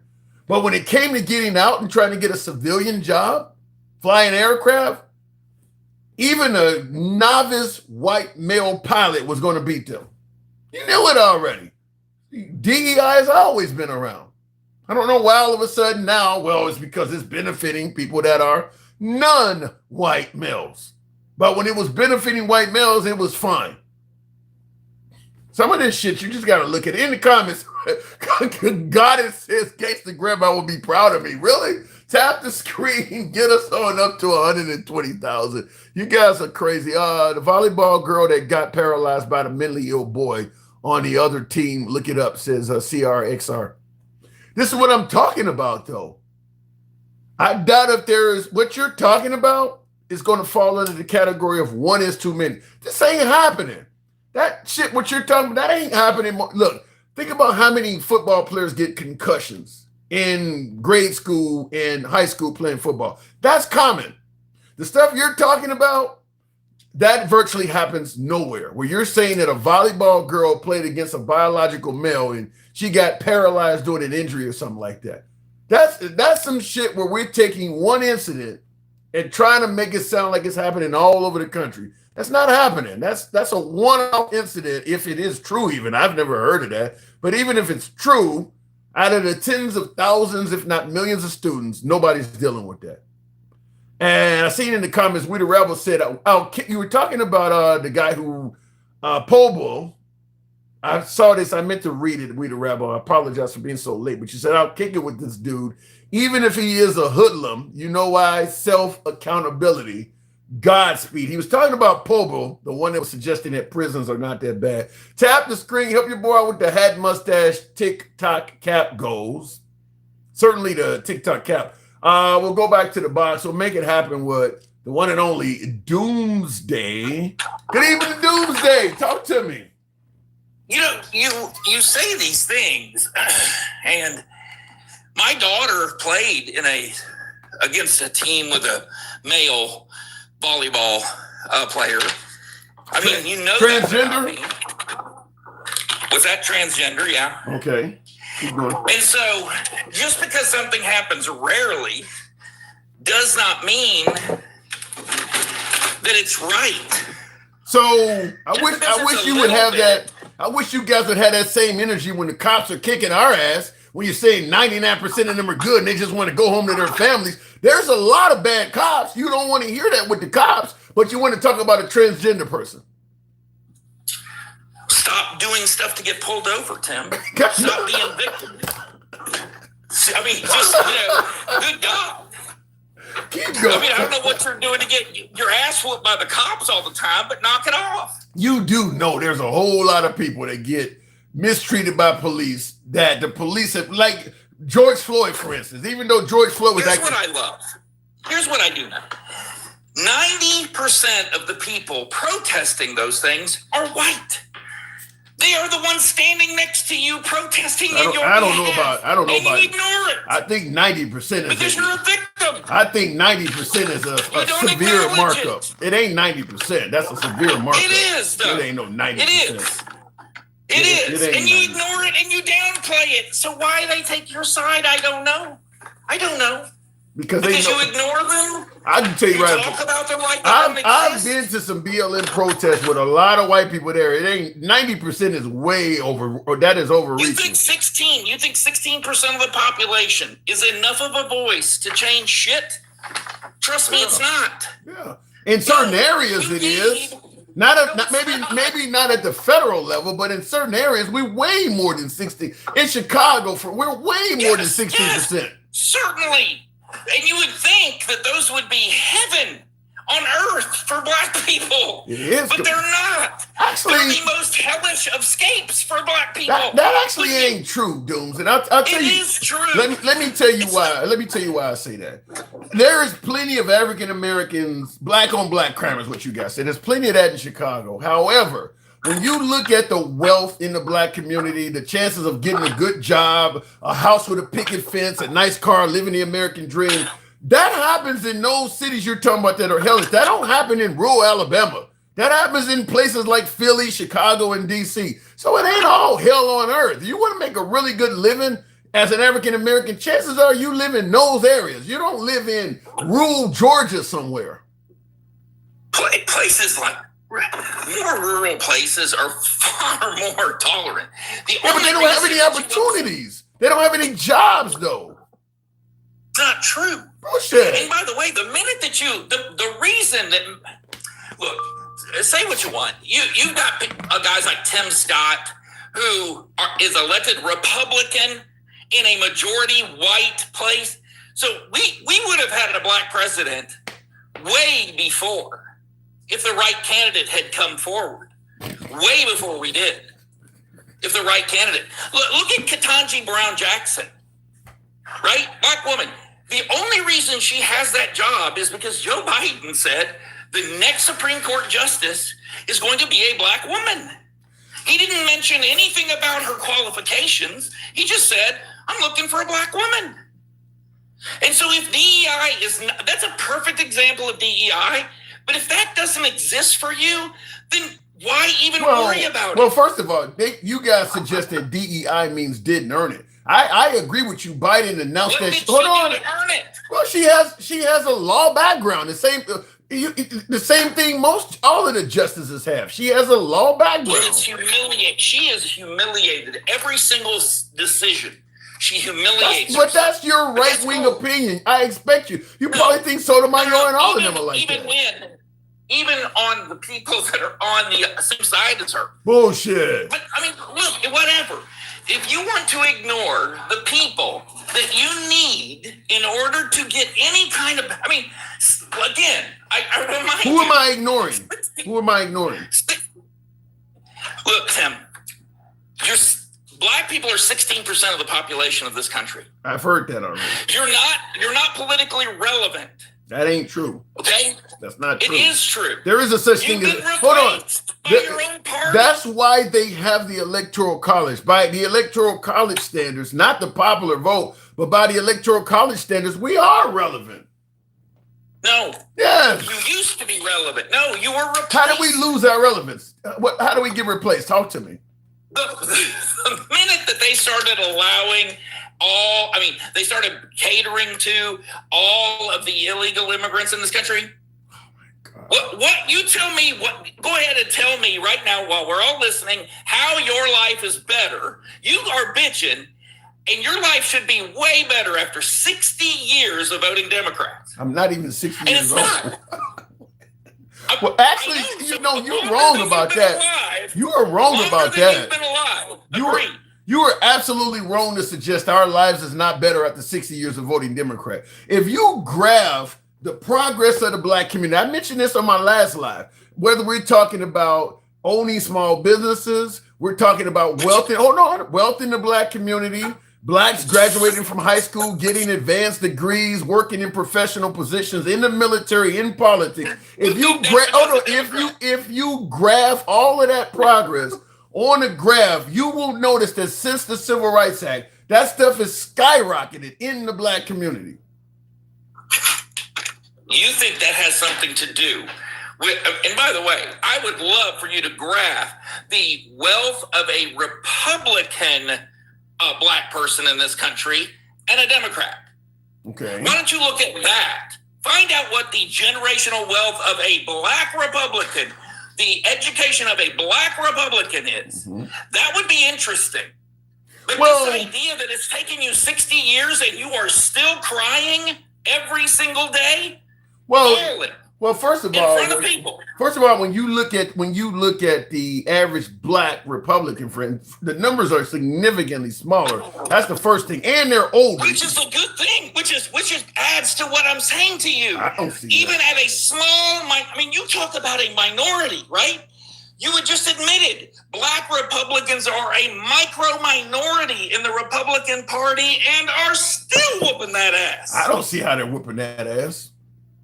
Are you serious? Well, let's just take a look. It would be interesting to see what the difference between a black Republican and a black Democrat would be. I'd be very interested to find that out.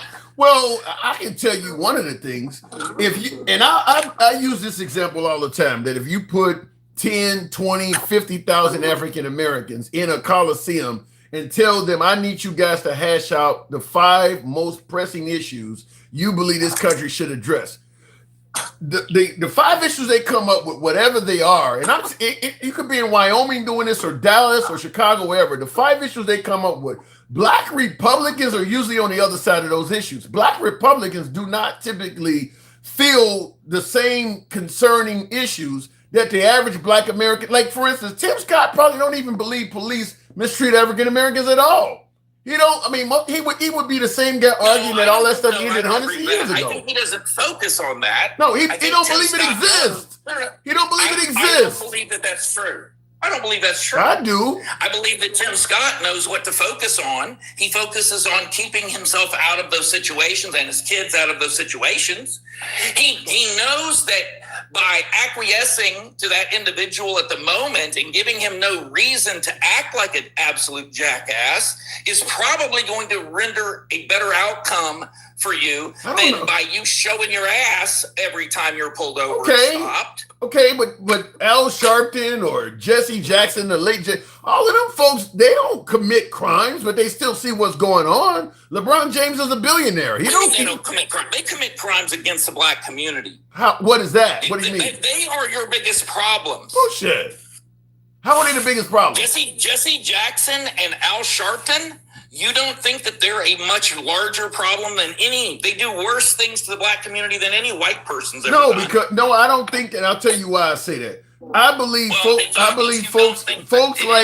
folks like you, your side of the aisle, you guys think all civil rights leaders are bad. I don't know a single civil rights leader I don't know a single civil rights leader that you guys don't call a race baiter. Not one. You guys don't like any of them. Martin Luther King. Living in the last 70 plus years. Well, you didn't say living. And by the way, when he was alive, when he was alive, he was being called a race baiter too. Yes. Right. You guys don't believe any African American fighting for civil rights is a valid person. You guys discount all of them. Not true. Give me one. Give me one. You can't name one that's living that I don't see the grift. That's true. Right. They all, you Absolute see the grift. every one of them. That should tell you something about the civil rights. No, that should tell me movement. something. That should tell me Nothing to something do with about. civil rights. No, that should tell me something about you. That's what that should tell me something about. It can tell you that I'm not up for the bullshit. It tells me you're not up for the civil rights. No, I'm up for the civil rights. No, you're I'll not. stand side by side with No, you, you're but not. that's It tells me any. You want civil superiority. No. And that's a problem. You want DEI. You want things you didn't earn. You want to be a victim. I'm not going to let that. Not going to happen. You don't get that. Right. You got to sit here and dig this trench the same I do. Right. You do that, you're equal to me. You don't, you are not. Okay. Right. With your side saying that even Juneteenth shouldn't be a fucking holiday. Right. No one on my side said that. Oh shit! The goddamn president said it. Wait, no, he didn't. He did. Just be a goddamn ventriloquist. That may be your secondary job. No, I actually pay attention to what's going on. I don't just watch the right media. Right? When the damn president said it. You pay attention to what's going on. Okay, that's why you're a victim. I mean, anything that victimizes you, you are there for it. It's sick. I think that you want. First of all, I don't think you favor civil rights. That's where I think you see all the civil rights leaders. Not true. What right do you have? What right do you not have that you feel like you should have? Shit, the right to complain in your eyes is overdoing it. Well, you don't have the right to You don't even believe, if an African American even complains about something, the first thing you yell out is he's playing victim. Meanwhile, Trump is claiming victim on every damn thing, and you're okay with that. That dude plays victim every time he opens his mouth. Then would you agree that it depends on what you're complaining about? If you have a valid complaint, it's different than if your complaints are not valid complaints. Every complaint. Would you agree to that? Every complaint by African Americans is invalid to you. Every complaint by civil rights leaders is invalid to you. True. Give me one that's not by a modern civil rights leader. Give me one of their complaints that's not invalid in your opinion. One complaint from what do you? Give me one complaint from a modern day civil rights leader that's not invalid. As far as your civil rights go. If your civil rights are being violated, you have the same civil rights that I have. In other words, you don't have an answer. No, I don't have an answer because I don't think that your civil rights, when your civil rights are being violated, you have a complaint. But you have the same civil rights I have. Name one I have, you don't. Here is the message. Here is the message that Trump released on Juneteenth. Please answer that question real quick. I am dying to know what rights I have you do not have. Well, please, maybe traveling can help you. No, you brought him up. Let him help you. Well, I'll tell you what rights you have that I don't. It's the statistical probability of bad outcomes, like in the justice system. Your chances of receiving a fine or receiving a probation is significantly higher than mine. Even the damn justice system officials admit that. So yeah, that's a right that you have that I don't. It depends on where you are in the country. There is nowhere in the country. In LA, your jury is predominantly looks like you. You're going to get a far better outcome. Okay. I direct your attention to. I don't believe there's anywhere in America where where you're at a worser odds dealing with the system as a white man. Before I go into, because Travel been doing, I want to read this to you before we continue on. This is Trump on Juneteenth last year.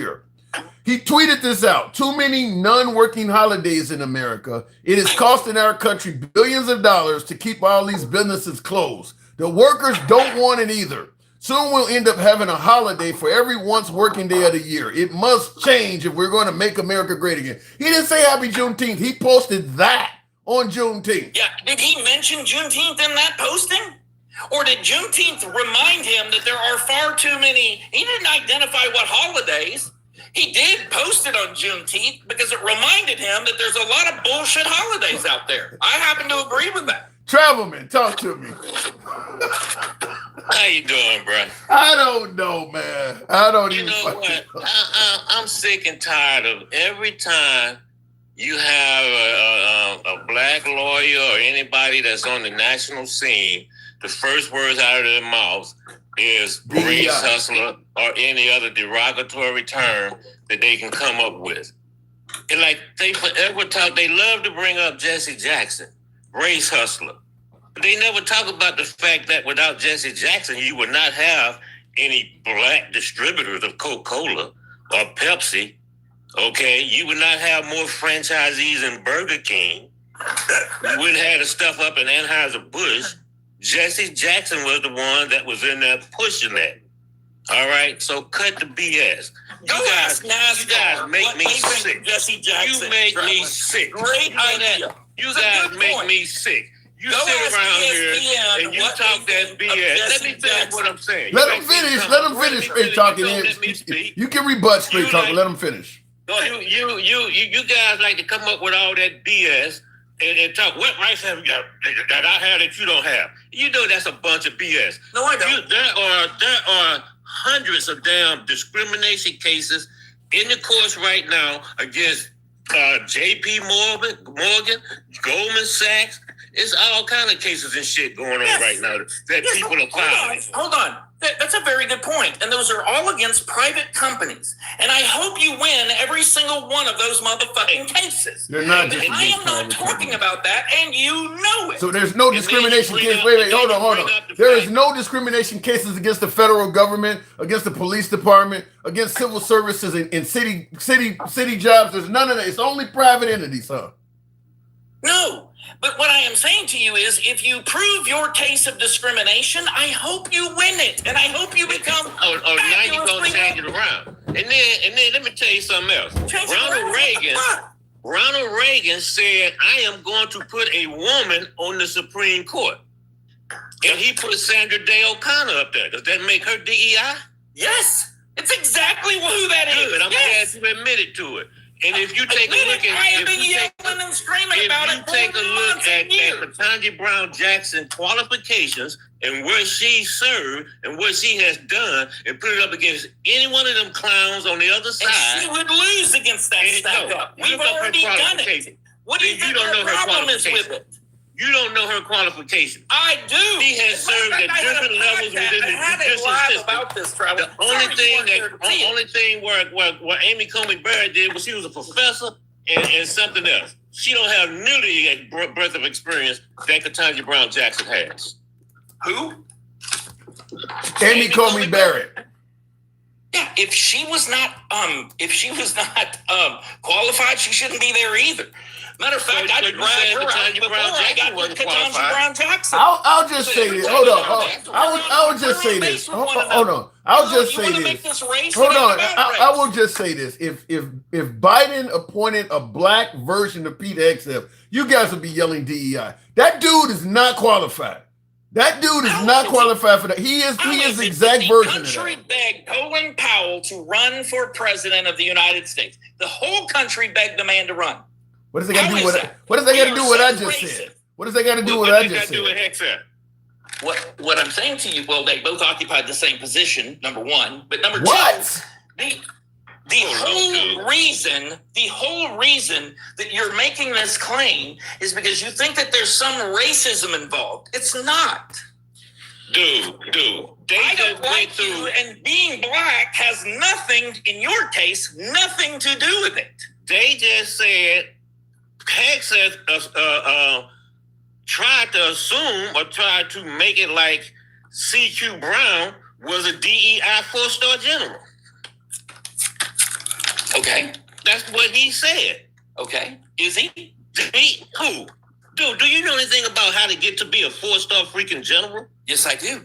Did you look at his qualifications? How many combat missions he flew over Vietnam and over in the 90s and stuff? Did you look at any of that? You do realize that 4-star generals, when you get to field grade officers, it is a political. Do you look at white officers and think the same thing? Do you look at white officers and think the same thing? When you see a 4-star general, do you think, oh, wait, I wonder if he's qualified? Yeah, I know that you sit in a dark room someplace and you think that the only criteria you gotta be is white to get hired by me. But dude, don't talk to me. I actually think that. I don't sit in. Talk to me about that. I don't sit in the. I don't sit in the dark room, but hold on, Trevor, man. I don't sit in the dark room, but I actually think that if you were in charge of hiring Doomsday, being white would be a big qualification for you. I think it would be beneficial. I don't think you would hire. I don't think you would hire equally. Too, Tim. I mean, goddamn, what a horrible thing to say about someone. If it's you true, you think hair sex will qualify to be the sec def? Yes. Based on what? It is a political appointment. Based on the fact that he does what the president asked him to do, he's very loyal to the president. Did he? So it's based on loyalty. Shut up so I can answer your question. It's based on loyalty. Go ahead. It is based on loyalty. Why in the world would you want to have someone that wasn't going to do what you told them to do? You're the president today. You're going to hire someone just because they check some boxes? You're going to hire somebody so who then why complain about Kamala? So then why complain about Natasha Brown or Kamala Harris then? If all it takes is loyalty, then you should be applauding Biden trying to put Kamala Harris in there.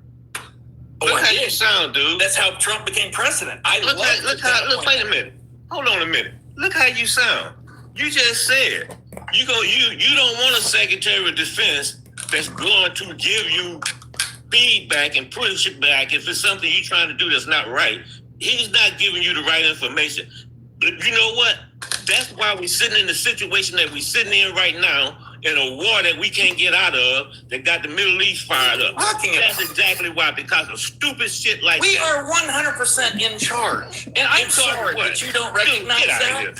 Get out of here. You know, very sour grapes. We are 100% in charge of whether the strait is open, it's closed, why isn't it open? Has been from day one.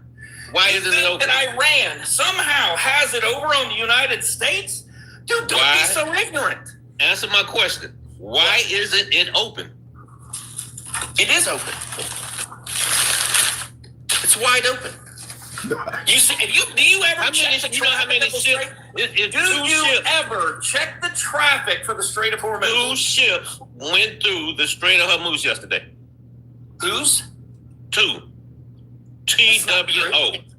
I love living in your fucking, delusion. It is.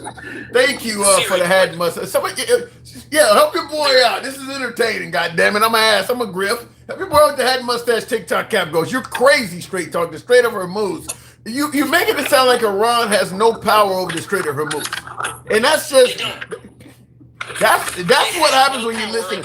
That's what happens when you listen to Trump too much. As one viewer often says, that's head up Trump's ass syndrome that make you say that. What power do you think Iran has over the Strait of Hormuz? Fear. Fear. They have fear. People know that if they go through that strait, they may be fired. We're not asking you to float through the Strait of Hormuz. You don't have the balls. They gave a nap. Real men will go through the Strait of Hormuz. Real men you said real men with a ship full of flammable materials go, well, I'm a real man. I'm going to go on this flammable material. Real men. How many of them didn't make it through? Tim, hold on a minute. He said real men. Hold on a minute. In recent days, transit counts on the 23rd of July was 1 tanker. And roughly 3 vessels per day between the 22nd and the 24th. Real men. I got that number from a couple of places. Yeah. Ain't nobody gonna go on a flammable tanker through a. You're not gonna go on a flammable tanker full of crude oil where people are shooting at you because I'm a real man. I'm gonna do that. What is this? A fucking Red Bull commercial? That's crazy. Look. You're in a situation right now where someone else is in charge, and I understand that. We're not doing things your way. We're not listening to you and Trevor. You guys sit here and whine and cry all you want. We're not listening to you. Let me tell you something else, dude. Now you got the Houthis. They have also disabled 2 tankers over in the Red Sea. Real men. The only option they got is to go through the Suez Canal. Which means they would have to take out we talked about this yesterday. I'm not going to go into detail. You're a smart man. You know all of this shit already. He's a real man. He's on fire. He's a real man. If you think you're so smart, you'd be able to tell us what difference it makes for the United States that no one is going to Strait of Hormuz. You tell us, how much oil do we get through the Strait of Hormuz? That's irrelevant, dude. Okay, it is irrelevant because you don't want to tell everybody. You know what we do get through the Strait of Hormuz? We get fertilizer, ingredients for fertilizer. That's why the price of fertilizer in the United States is jacked up. Now, we do get fertilizer. We get that fertilizer? We get fertilizer. Where else? Where else do we get it? Thank you, Jackson. And by the way, we the Rebel says to remind you, Straight Talk, that you're talking to a retired veteran. By the way, long term. I'm talking to two morons right now, so No. I don't know who the retired veterans are. But You just told me you're calling me a moron after just saying that a real man would go ahead and go through the strait on a whole ship full of flammable material when people are shooting at him because he's a real fucking man. That's moronic. That is moronic. That I am a step down from gangster granny. I know that. I realize that. And then to top it off, we have the military bases that have been damaged. The 5th Fleet headquarters in Bahrain, it's going to cost at least $100 million, if not more, to get it back online. So come on, dude. Okay, we just went into somewhere. Damage? How much damage have we done to our enemy, Iran? 2 minutes. 2 minutes. I gotta move it on. About that? What are we going? How are we going to We are get at out? war, Traveler. We're at war. How are we going to get out of this? Defeat the enemy. That ain't okay. Make them acquiesce. If you're retired from the military, You want them to win give a war, up? sir? That ain't gonna happen. Straight talk. Do you? Not with you. Straight talk. Hold on. Straight talk. Straight talk. Do you favor putting boots on the ground to win this war? Well, I think you might have to. Yeah. We agree on that. So we agree on that. And you know what that means? Casualties. That means Lots of real men dying. Manufacturing because you're gonna need it. You two Nancy's need to stop it. You know what I'm saying? No one's asking you to pick up a rifle or rook. We got men to do that. I already did that. So you two grab your pacifiers and I your already did that. What you talking about? I've already done. And been through the Suez Canal, and been up in the Red Sea, been there, done that, in the Indian Ocean, and been on Diego Garcia, and been over in Riyadh. And even though you retired from the military, you still think we're incapable of defeating Iran. So what does that tell you? You don't know what you're talking about. And you're crusty and you're washed. You don't know what you're talking about. Yeah. You don't know. Right. You don't know, and you're not going to be out there with boots on. You're not going to be dying. You're not going to be getting unalive, so I don't want to hear. And in order for us to go into there, my turn you gotta put boots on. You gotta put boots on the ground. Together and did our shit. And that's the only way they're going to get out of there is boots on the ground, and they will be waiting. Yeah. Because it's a country of 90 million people, and what you will they think be we're just waiting going for? to run in there what like will they be nothing? Waiting for, You don't know Well, I can't look. I'm not military at all, and I can answer that question straight talk. You said, "What would they be waiting for?" It ain't like we haven't announced we're coming. Like he's talking about taking Cargill, and that shit's probably booby trapped. They can do something about it. Yeah. My guess is Cargill is already booby trapped. If you take an oil, you think Iran has anything to offer the United States military? You two are delusional. And really watch. Just find out what happened. Go tell that to the 18 people that are dead already. Go tell that to the 18 people that are dead already. And if you think we just gonna march up in there and take over, then you have a bad case of head up Trump's ass syndrome, because anybody knows they have been waiting on this date for 40 years. Yeah, just like the Pentagon been war gaming Iran since 1979, and there's a reason we never went in there. I know that we have men serving now. All right, folks, I do gotta move it on for time. I gotta move it on for time. Now. All right, Travelman. Yeah, I don't. Travelman, thanks for coming up. All right, Straight Talk. I got to move it on for time. We obviously don't agree on shit, but go ahead. When will you get enough that you can take? We can have this conversation, just you and me. If you don't want to do it here, come see me again. I do come see you all the fucking time, don't I? No, you don't. No, yeah, it's been at least 2 months. It ain't been no 2 fucking and months. I don't invite anybody. I give you all the time you want. We'll make it happen. I got to move it on, but we'll make it happen. You know I come in your show. I don't been there for 2 hours at a time. Give it time. I'll be there. All right. Appreciate it. Welcome back, dude. Yeah, all right. You too. Tap the screen. Look, we don't agree on anything, but I don't mind going to MAGA programs. He'll tell you, I've been in his program many a times. Looking in the comments though, he said, I'm coming to visit you. Travelman said that. Moving on with the program. Listen, he said real men. I'm still laughing at that. Like, I'm on a fucking cargo vessel full of crude oil, and these motherfuckers are shooting drones and shit at me. And you want me to go ahead and make this journey through a passage that's only, 12 or 21 miles wide? So anything they fire can hit me. But I'm supposed to do this because I'm a real man, huh? Are you fucking kidding me? I thought that was hilarious. I mean, what, real men of genius? You see, remember those commercials? I thought that was kind of hilarious. And not to mention, also, too, the idea that they're firing at these ships. When they ship these multi-million-dollar vessels full of crude oil, valuable products, fertilizer, you heard Travelman mention that as well, insurance is at play. We want to make sure that our product gets from point A to point B. If our product doesn't make it, storm on the high seas, hijacking, fucking people firing shit at it, we're going to insure our cargo so that even if it doesn't make it, we don't take a loss. The insurance will have to pay out our claim. Well, if the insurance company knows that people are promising to shoot you along the way, one or two things are going to happen. Either they're going to say, fuck that, we are no longer covering your cargo. We're going to cancel your policy, or the price of it is going to skyrocket. So when he says, well, the Iranians have no control over the strait, that's how they do it. The idea that cargo ships may go and be set ablaze is going to make it super expensive to transition through the strait.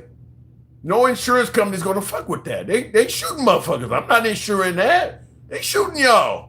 Or it may take you several weeks to get back because you may be stuck while Trump and Rubio is trying to negotiate a passage for you. He makes it sound like that's not happening. And Denkel says he had a list of qualified candidates that were all black women. To me, I'll give Straight Talk credit for this in regards to the DEI. MAGA reacts 0, but I'll give Straight Talk credit for one thing. Biden should have never publicly stated he was going to replace positions with black people. Look, we know throughout American history, they were hiring people solely because they were white men. Only difference is they didn't come out and say it, but we knew they were doing it. So Biden made a key error he was doing it for campaign currency. He was trying to get the black vote. So I get why he was doing it. But he is admitting that he is doing something that is, for the most part, racist. He should never have come out and said the next Supreme Court justice I put in is going to be a black woman. Because make no mistake about it, if Trump said the next justice I put in is going to be a white man, the African-American community would be rightfully yelling racism. Biden should not have said that. Just do it. Because that is what the white community has been doing for most of America's history. They ain't been saying we're going to replace the next mayor or the next doctor or the next school principal with a white guy. They just did it. And you knew already that, look, we just elected a mayor, and I don't know how long he's going to be mayor. I don't know who's going to replace him, but I already know it's going to be a white guy. That was the situation we had in America for most of its history. You didn't even need to know who the replacement was going to be. You knew automatically it was going to be a white dude. So we've been doing that. They just didn't yell it out like Biden did. So to me, that's the only error I see in that, is Biden should not have said it. Comments ask if Lindsey Graham's sister is DEI. Yes, and they don't want to admit that. We the rabble, Uncle Alert. You crazy with that shit. But thank you, we the rabble. But yeah, Lindsey Graham's sister, we covered that, and Lindsey Graham's sister would be nepotism, DEI, unqualified, didn't earn it, all rolled up in one. And they're okay with that because Trump said put her in there. But no, they didn't. Remember when Kamala Harris got in there? Well, the people should have got a say-so in it. You shouldn't just be able to give her a job without the people having a say-so. That's how Lindsey Graham was replaced. The people didn't have a say-so in that. Trump just said, I think the sister would be a good replacement, and they put her in there. She don't have the qualifications or anything. But now that it's happening on the right side of the aisle, it's suddenly okay. but it was totally wrong when it happened on the left side. All 4 black GOP House members will be out in November. True. And you may not see another one for quite a while. I believe that is true, and you probably won't see another one for quite a while.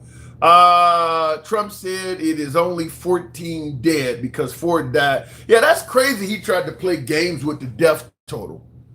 Tried to suggest, well, they died another way. Dude, your war has cost 18 lives. I mean, don't fucking piss off families in mourning by trying to play games to fit your narrative. Look, we've been at war for several months at this point. Although I believe the whole thing is a waste of time and should never have happened, 14 or 18 dead is still considerably small when you think about how many sorties and missions we performed. Why try to fuck with that and piss off Gold Star families? I just think that's an area he should leave alone. I mean, look, you lost 18 people. I mean, why play games with that? I don't know if it affects their pay or something like that, or whatever the case may be, which would be horrible too, but it should not even be fucked with. Just leave that alone. Because then it looks like you're playing games with the death totals. And I do believe he wants to make it look like we're dominating Iran and they're not doing any damage to America. I think they had to pull teeth to get them to admit how many people have been injured by the Iranians in that war. Trump wants to make it look like we are just kicking ass and taking names and Iran can't do nothing about it. I actually believe the Iranians are doing a lot more damage in retaliation than they're telling us.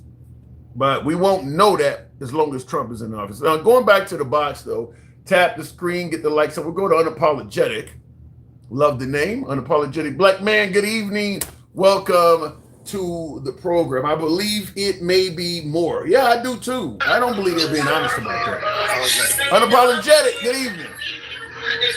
What's up, brother? How you feeling? Not much. You got a loud background. Yeah, I was. I didn't think you was gonna let me up. Always let you up. We good. We good. So, what have you heard that you disagree with? What am I getting wrong? No, well, you actually, I've been giving up to you today. You've been pushing back a little bit. I don't know. A little bit, just a little bit, huh? No, you went off a couple of times. I was over here. Me and my wife even said it. Like, okay, Tim, you dropped the fluffing scene today. I see you. Oh, yeah, I mean, if you tough us to get a day off. I suppose you weren't around when I was talking about the young man that lost his life in Madison, Wisconsin, huh? Yeah, I heard about all that also. Okay. But you know, when it comes to I think me and you agree when it comes to, most black families had to give that talk to their kids. Me and you, we grew up there, you gotta Let me ask you Chuck E. Cheese? Let me ask it to you this way. No. Do you agree with Stick the Ruler in suggesting that African Americans are just as equally likely to encounter violence from police whether they comply or not? Yeah, I mean, two things can be true at once. Talk to me. Explain that. Again, I grew up 63rd King Drive. Okay. It doesn't matter if it's a Super Dave who was a young Mexican, if it's a Brown who was a black man, white guy, even if you're just, because we had police officers just pull up. We call that pull out. You can't just pull up, grab us, throw us on the gate, pat us down. You don't have police officers in Chicago.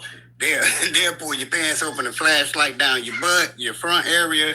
We getting cavity searches. I've never had that happen to me. I mean, I know people that hey, look, I could walk this. I was on 75th to Stony Island, so almost walking distance of where you over there, old block type shit almost. But what I'm saying is this: is that there's no look. I understand that there are some police that are going to fuck with you no matter what. But the idea that if you comply, you have no better chance than the dude who took off running or is fighting, that doesn't make sense to me. Well, no, I'm not going to say fully like that. But again, me, I'm kind of torn because to me, I feel like as citizens, we have the right to run from their ass. Like it's their job to change. You don't have the right to run from police. Yeah, you do, because I don't want to be bothered with you today. And if you can't keep up with me before I get home, He said, "I don't want to be bothered with you today." I know a lot of people don't want to be bothered. And this, don't get me wrong, Tim. This is not like me. You caught me in the midst of committing a crime and I take off running. But like I'm saying, I'm from Chicago. I know where police, we call them jump out boys. They just pull up, speed in. I'm going to get some damn turkey meat from the grocery store. They just speed up, pop up their doors. 4 of them jump out. You know what I mean? And I'm scared. I don't like the first thing you think when a car, especially all the action movies and the bullshit that we pump in our brains, the media and movies, you're not thinking that it's the police. And most police don't get out and say, "Stop, Chicago police." That's not how they do it. It's not the movies, people. Like these police officers get out, they got on regular clothes. Or hit the but corner, even when they're wearing, in Chicago, even when they're wearing regular clothing, you can still tell they're the dick boys. First of all, a lot of them are white in an all-black neighborhood, or they got on armor, so they're really bulky and shit. You know these ain't motherfuckers that hang around this area. Yeah, but Tim, when you in a 2-3 second, like sometimes these fools hit the corner and just grab you. You coming out the store, they just want to walk up and grab you. In 2-3 seconds, you're not looking around like, oh, he got on bodysuit. He wearing tight ass jeans and gym shoes tied. Why don't they just? So you just walk into the store doing nothing, and 3 or 4 cops just jump out of the car and grab you? Yeah, I mean in Chicago, yeah, like that's the jump out boys. They jump out on anybody that they feel suspicious. I don't care. You could just like me and you just jumped in your car. I'm like, "Hey, buddy, all right, you have a good day. I'll see you tomorrow." And I turn around, hit the corner, and they think I'm doing something. That's how they do it in Baltimore, Chicago, New York. I mean, I've been pulled over plenty of times for racial profiling stops. Walking down the street, because I used to catch the bus when I was in college for a while and worked for United Parcel Service downtown Chicago. And this stuff didn't happen. I don't know. Do I look like an innocent motherfucker or something? I didn't have cops doing this crazy shit. Because you a big man like Tim, also just your size, and it's not so much about like. So what they do? They jumping on Kevin Hart every day? No, I mean if they see littler guys, yeah, like police officers aren't quick to jump out on motherfuckers that they got to call backup for. Before they even get out the car. You said there's multiple dudes. Yeah, and and there's times where I can admit that like this may be a high crime neighborhood, this might be a drug infested neighborhood, this might be, but your suspicion is just him walking, being a black man.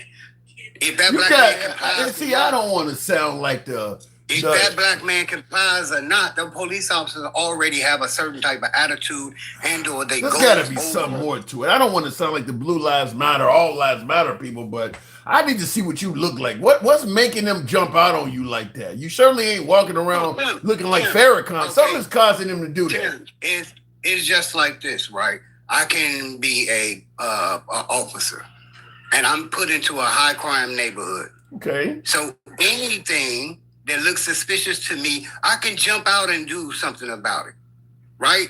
Even if it's biased. And then they put me, the same black man they put me in Country Club Hills, well, before Country Club Hills got diversity. Right. You put me in Country Club Hills, and I see the same amount of little white boys with skateboards, but they got meth and ice and all they little shit. And I don't even bother them because I'm thinking like, oh, they're just skateboarding. You know what I mean? It's a lot of this when the police jump out, it's just biases, Tim. Like I said, certain things they take from movies, they see hip hop clothes. Tim, you remember in Chicago, they tried to charge us for a mob action when it was 3 or 4 more of us just hanging around each other.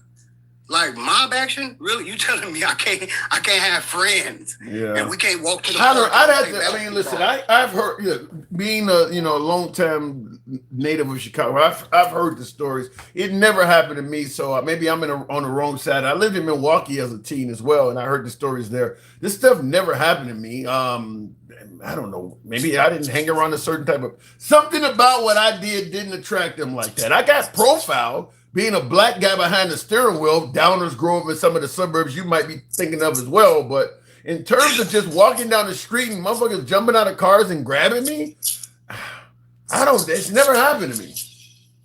Again, if you have places in Chicago where like if I say you haven't been to the Route, did you go to the Route?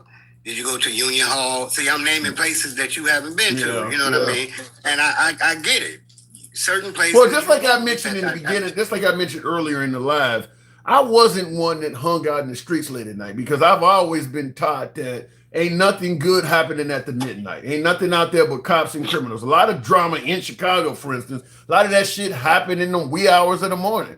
And I wasn't in the street. You know, I would be on, found me a little something, got me a little piece of ass. It's already in the crib with me. We don't went to Ford City or River Oaks and saw a movie or something. We went to Olive Garden by 10, 11, maybe 12. We in the crib already. We are not out there in them streets like that. And I even in my 20s, I was like see, that. that's what I said. That's what you big motherfuckers got. Y'all got that privilege. 6'3", 6'2". Y'all get y'all women early. Us short, ugly gremlins. We gotta be out there.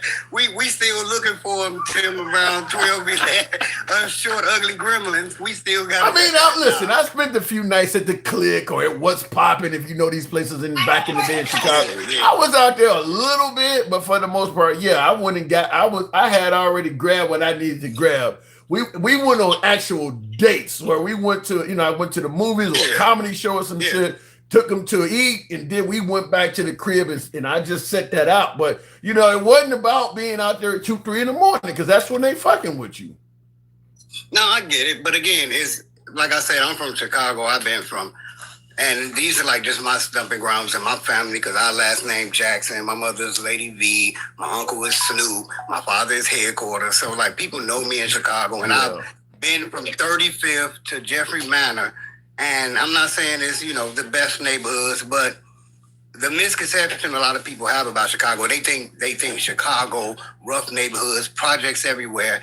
And I mean, you can be a witness to this, Tim. Tell them like Chicago is like literally 60% houses. Yeah. Well, they got rid of the Robert Tillers and all the projects in the early 2000s.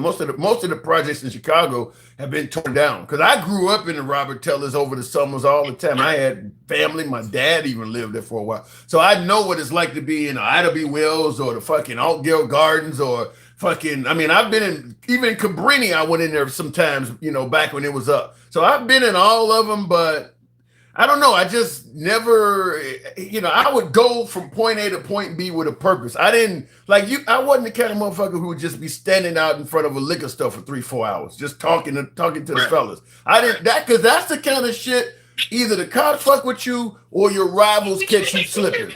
That's where that kind of stuff happened. Y'all just sitting in front of a convenience store talking for 3-4 hours. The cops either come up and fuck with you or somebody come up and spray the crowd. I wasn't in that type of environment.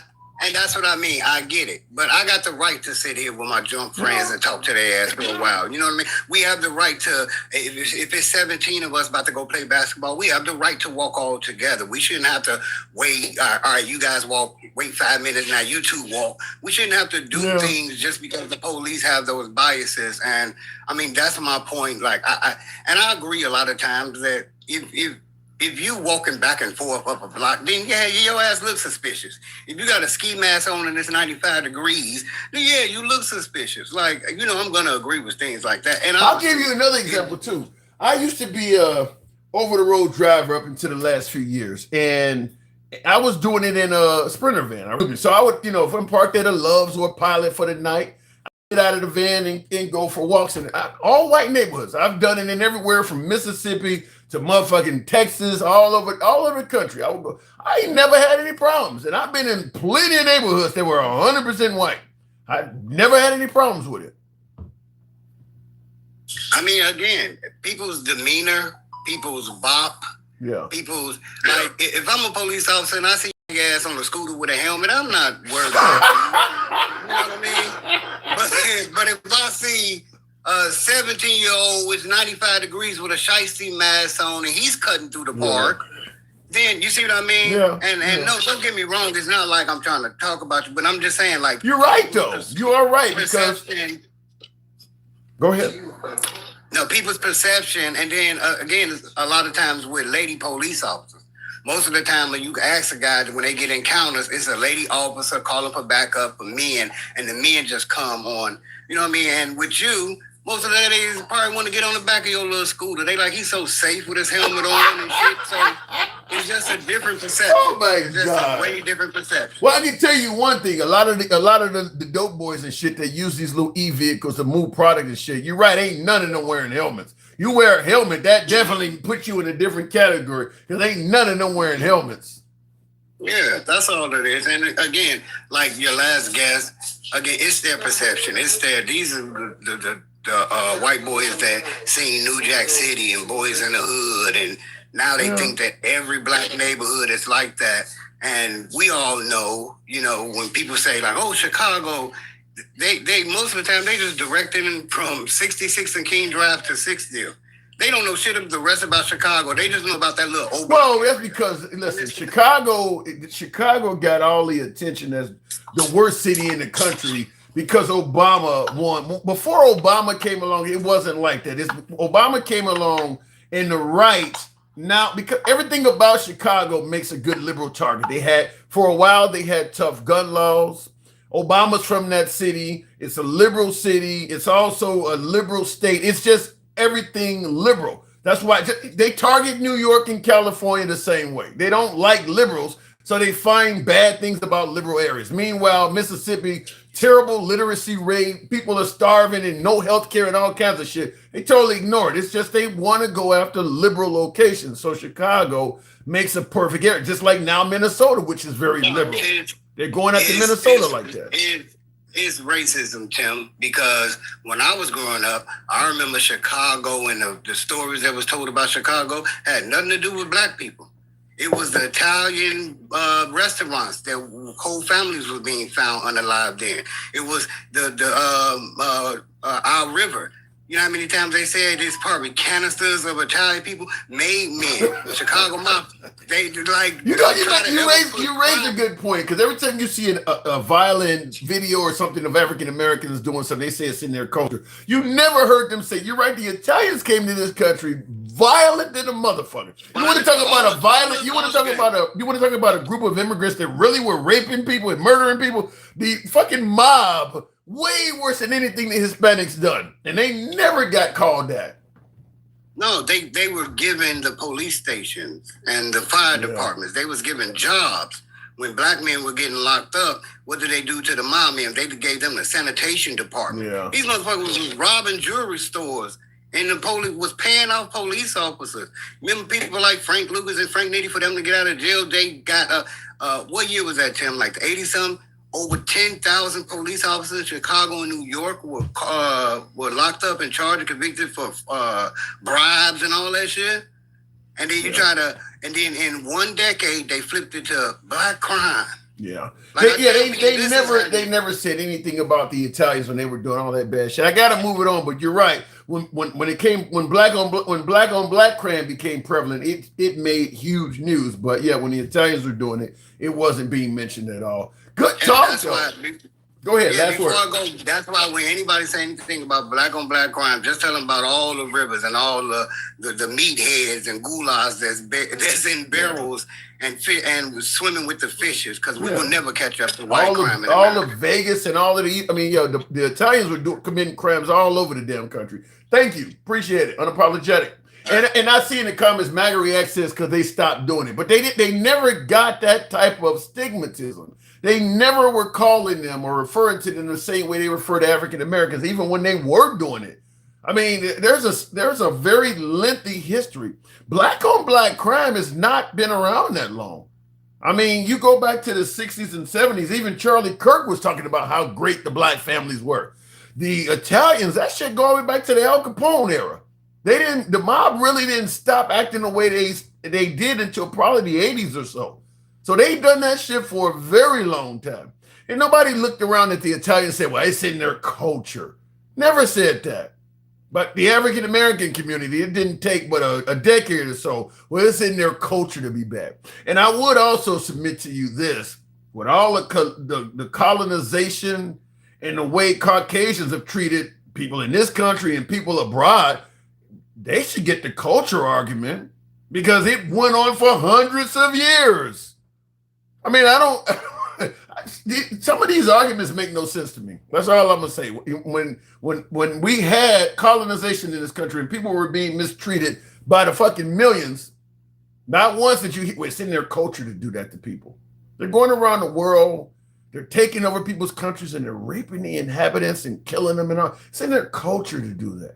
You never heard that.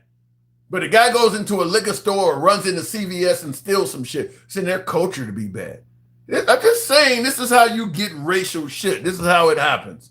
Looking in the comments here briefly, tap the screen and get us on up to 160,000. Tim, stay in 2026. Yes, you need me to stay in 2026 because if I branch out of it, you got to answer for all the other shit that you got away with. Yeah, that's why you want me to stay in 2026 because you can put when we can focus on these African Americans in 2026. If we go back and talk about these other eras, well, we were paying these people to be good guys and patriots. We don't want to talk about that. Let's stay in 2026.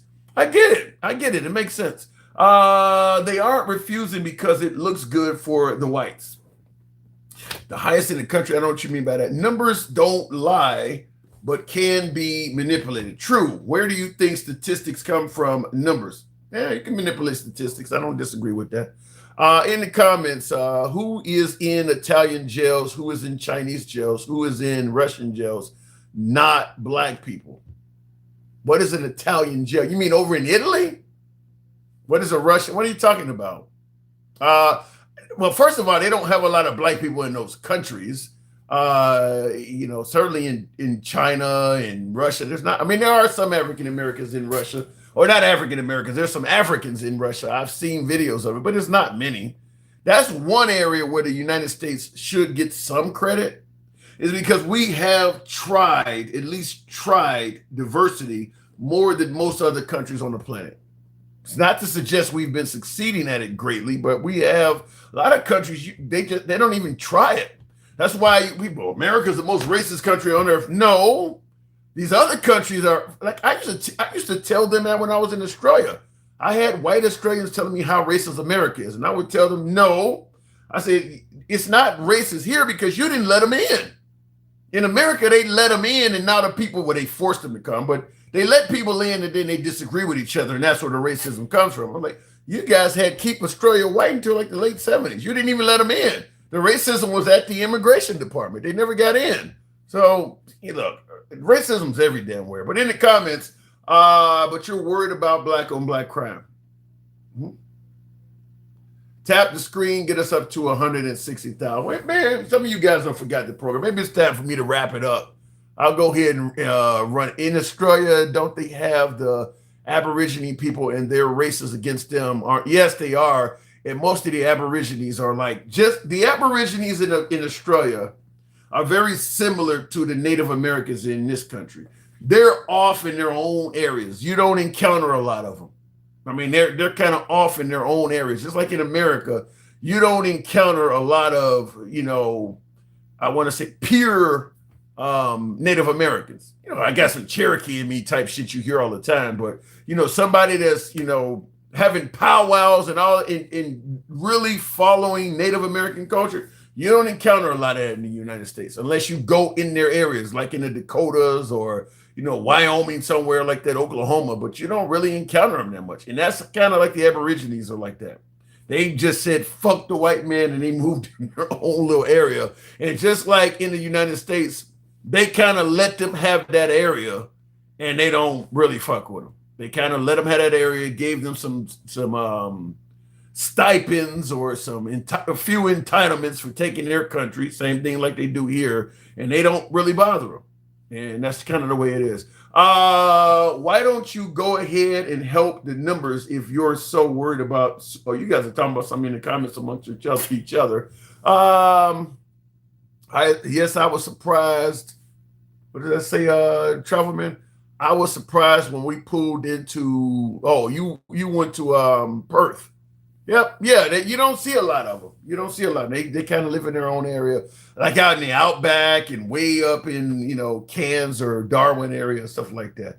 And you're right. They were forced in those areas. Yeah. Same thing with the Native Americans. They were forced. Yeah, that's true. That was genocide in Australia. Yeah. It's kind of the same way it was here. I mean, whether we're talking smallpox or the Trail of Tears, it was genocide in this country as well. So that's kind of the way it's been. I see you folks have gotten a little tired of the show, had mustache TikTok caps and tapping the screen. So I'll go ahead and wrap it up. I do appreciate you folks tuning in as always. You guys always show your boy some love, and I appreciate you watching the shows, usually daily with me. And if you like this type of programming, I'm going to ask this, you take the time out at this point to give us a sub if you're watching on YouTube and smash that like button. If you are watching on Instagram, Substack, TikTok, or Clapper, follow the program.